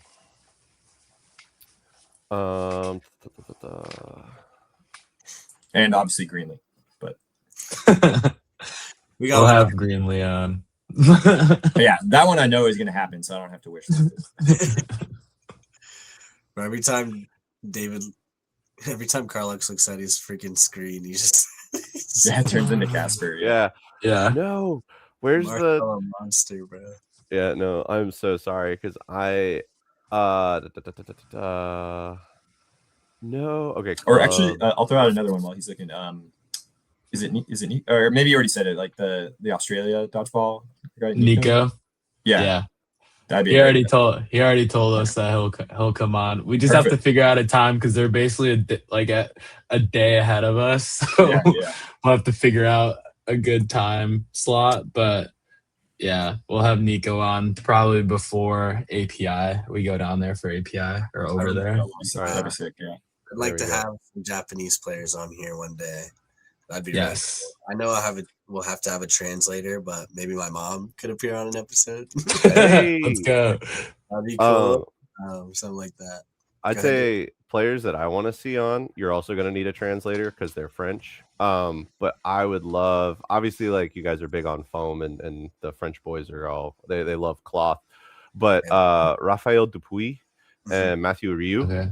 I would love just Okay. because they're like 16 or 17, like they're like high schoolers and they are all in on European cloth dodgeball. And I would love for you guys to be able to like pick their brains and just kind of get the vibe from them because like you got to play against them, Shota in Mexico, and I think it'd just be really cool to kind of get their perspective, especially on European cloth dodgeball.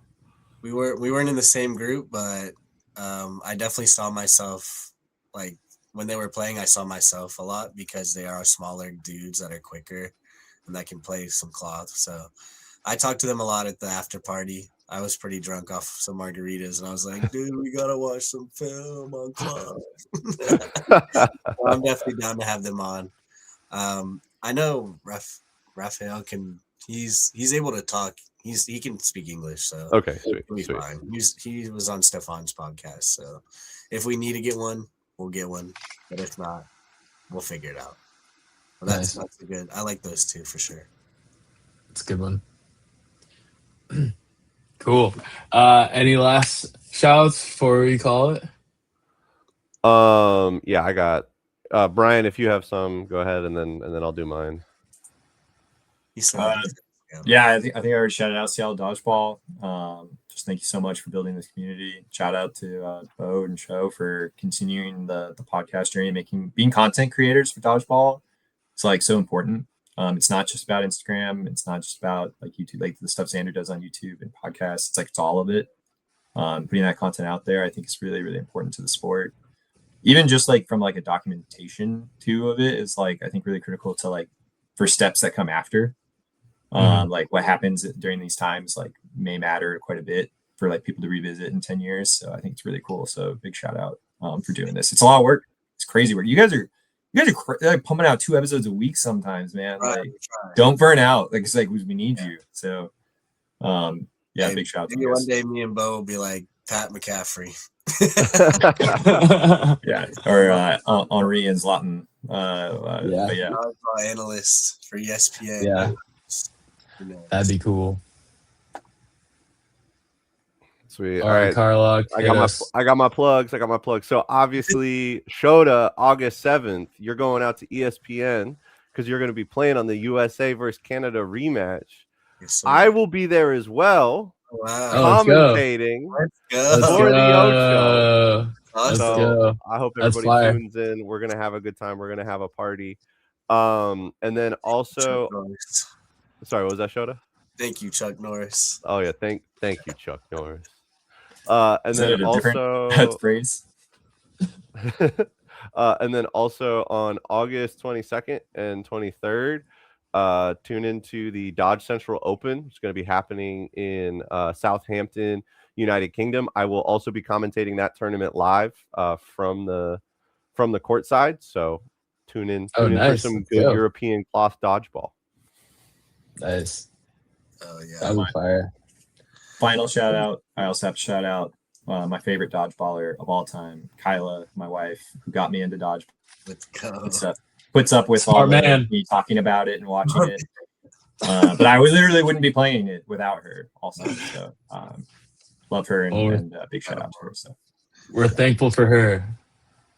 Yes, thank you for letting him stay up past his bedtime. Yeah, it's crazy. Well, it's only what? It's only. Oh, I guess it's. I forget I'm in Central Time. She now. loves me so much that she will watch tape with me. Like she doesn't like watch it, not even her in it, and she'll like still watch it. So big real. She's a real one. Real one. All right, boys. That's true. Real one. All right. Well, episode will be on Apple Podcasts, iHeartRadio, Spotify, and Amazon Music either later tonight or tomorrow morning. And then the YouTube video. I've actually been slacking on putting the YouTube videos on there, so I'm sorry. I will put all. I think I have like 2 or 3 episodes uploaded, so I'll upload those. But at least the audio and video portion will be on the other streaming platforms for sure. So I will put those up ASAP Rocky. Other than that, I don't know. Wash your hands. Hey, like, subscribe, repost. We appreciate you guys. Good night, Dodgers. Give us 5 stars. All right. Bye.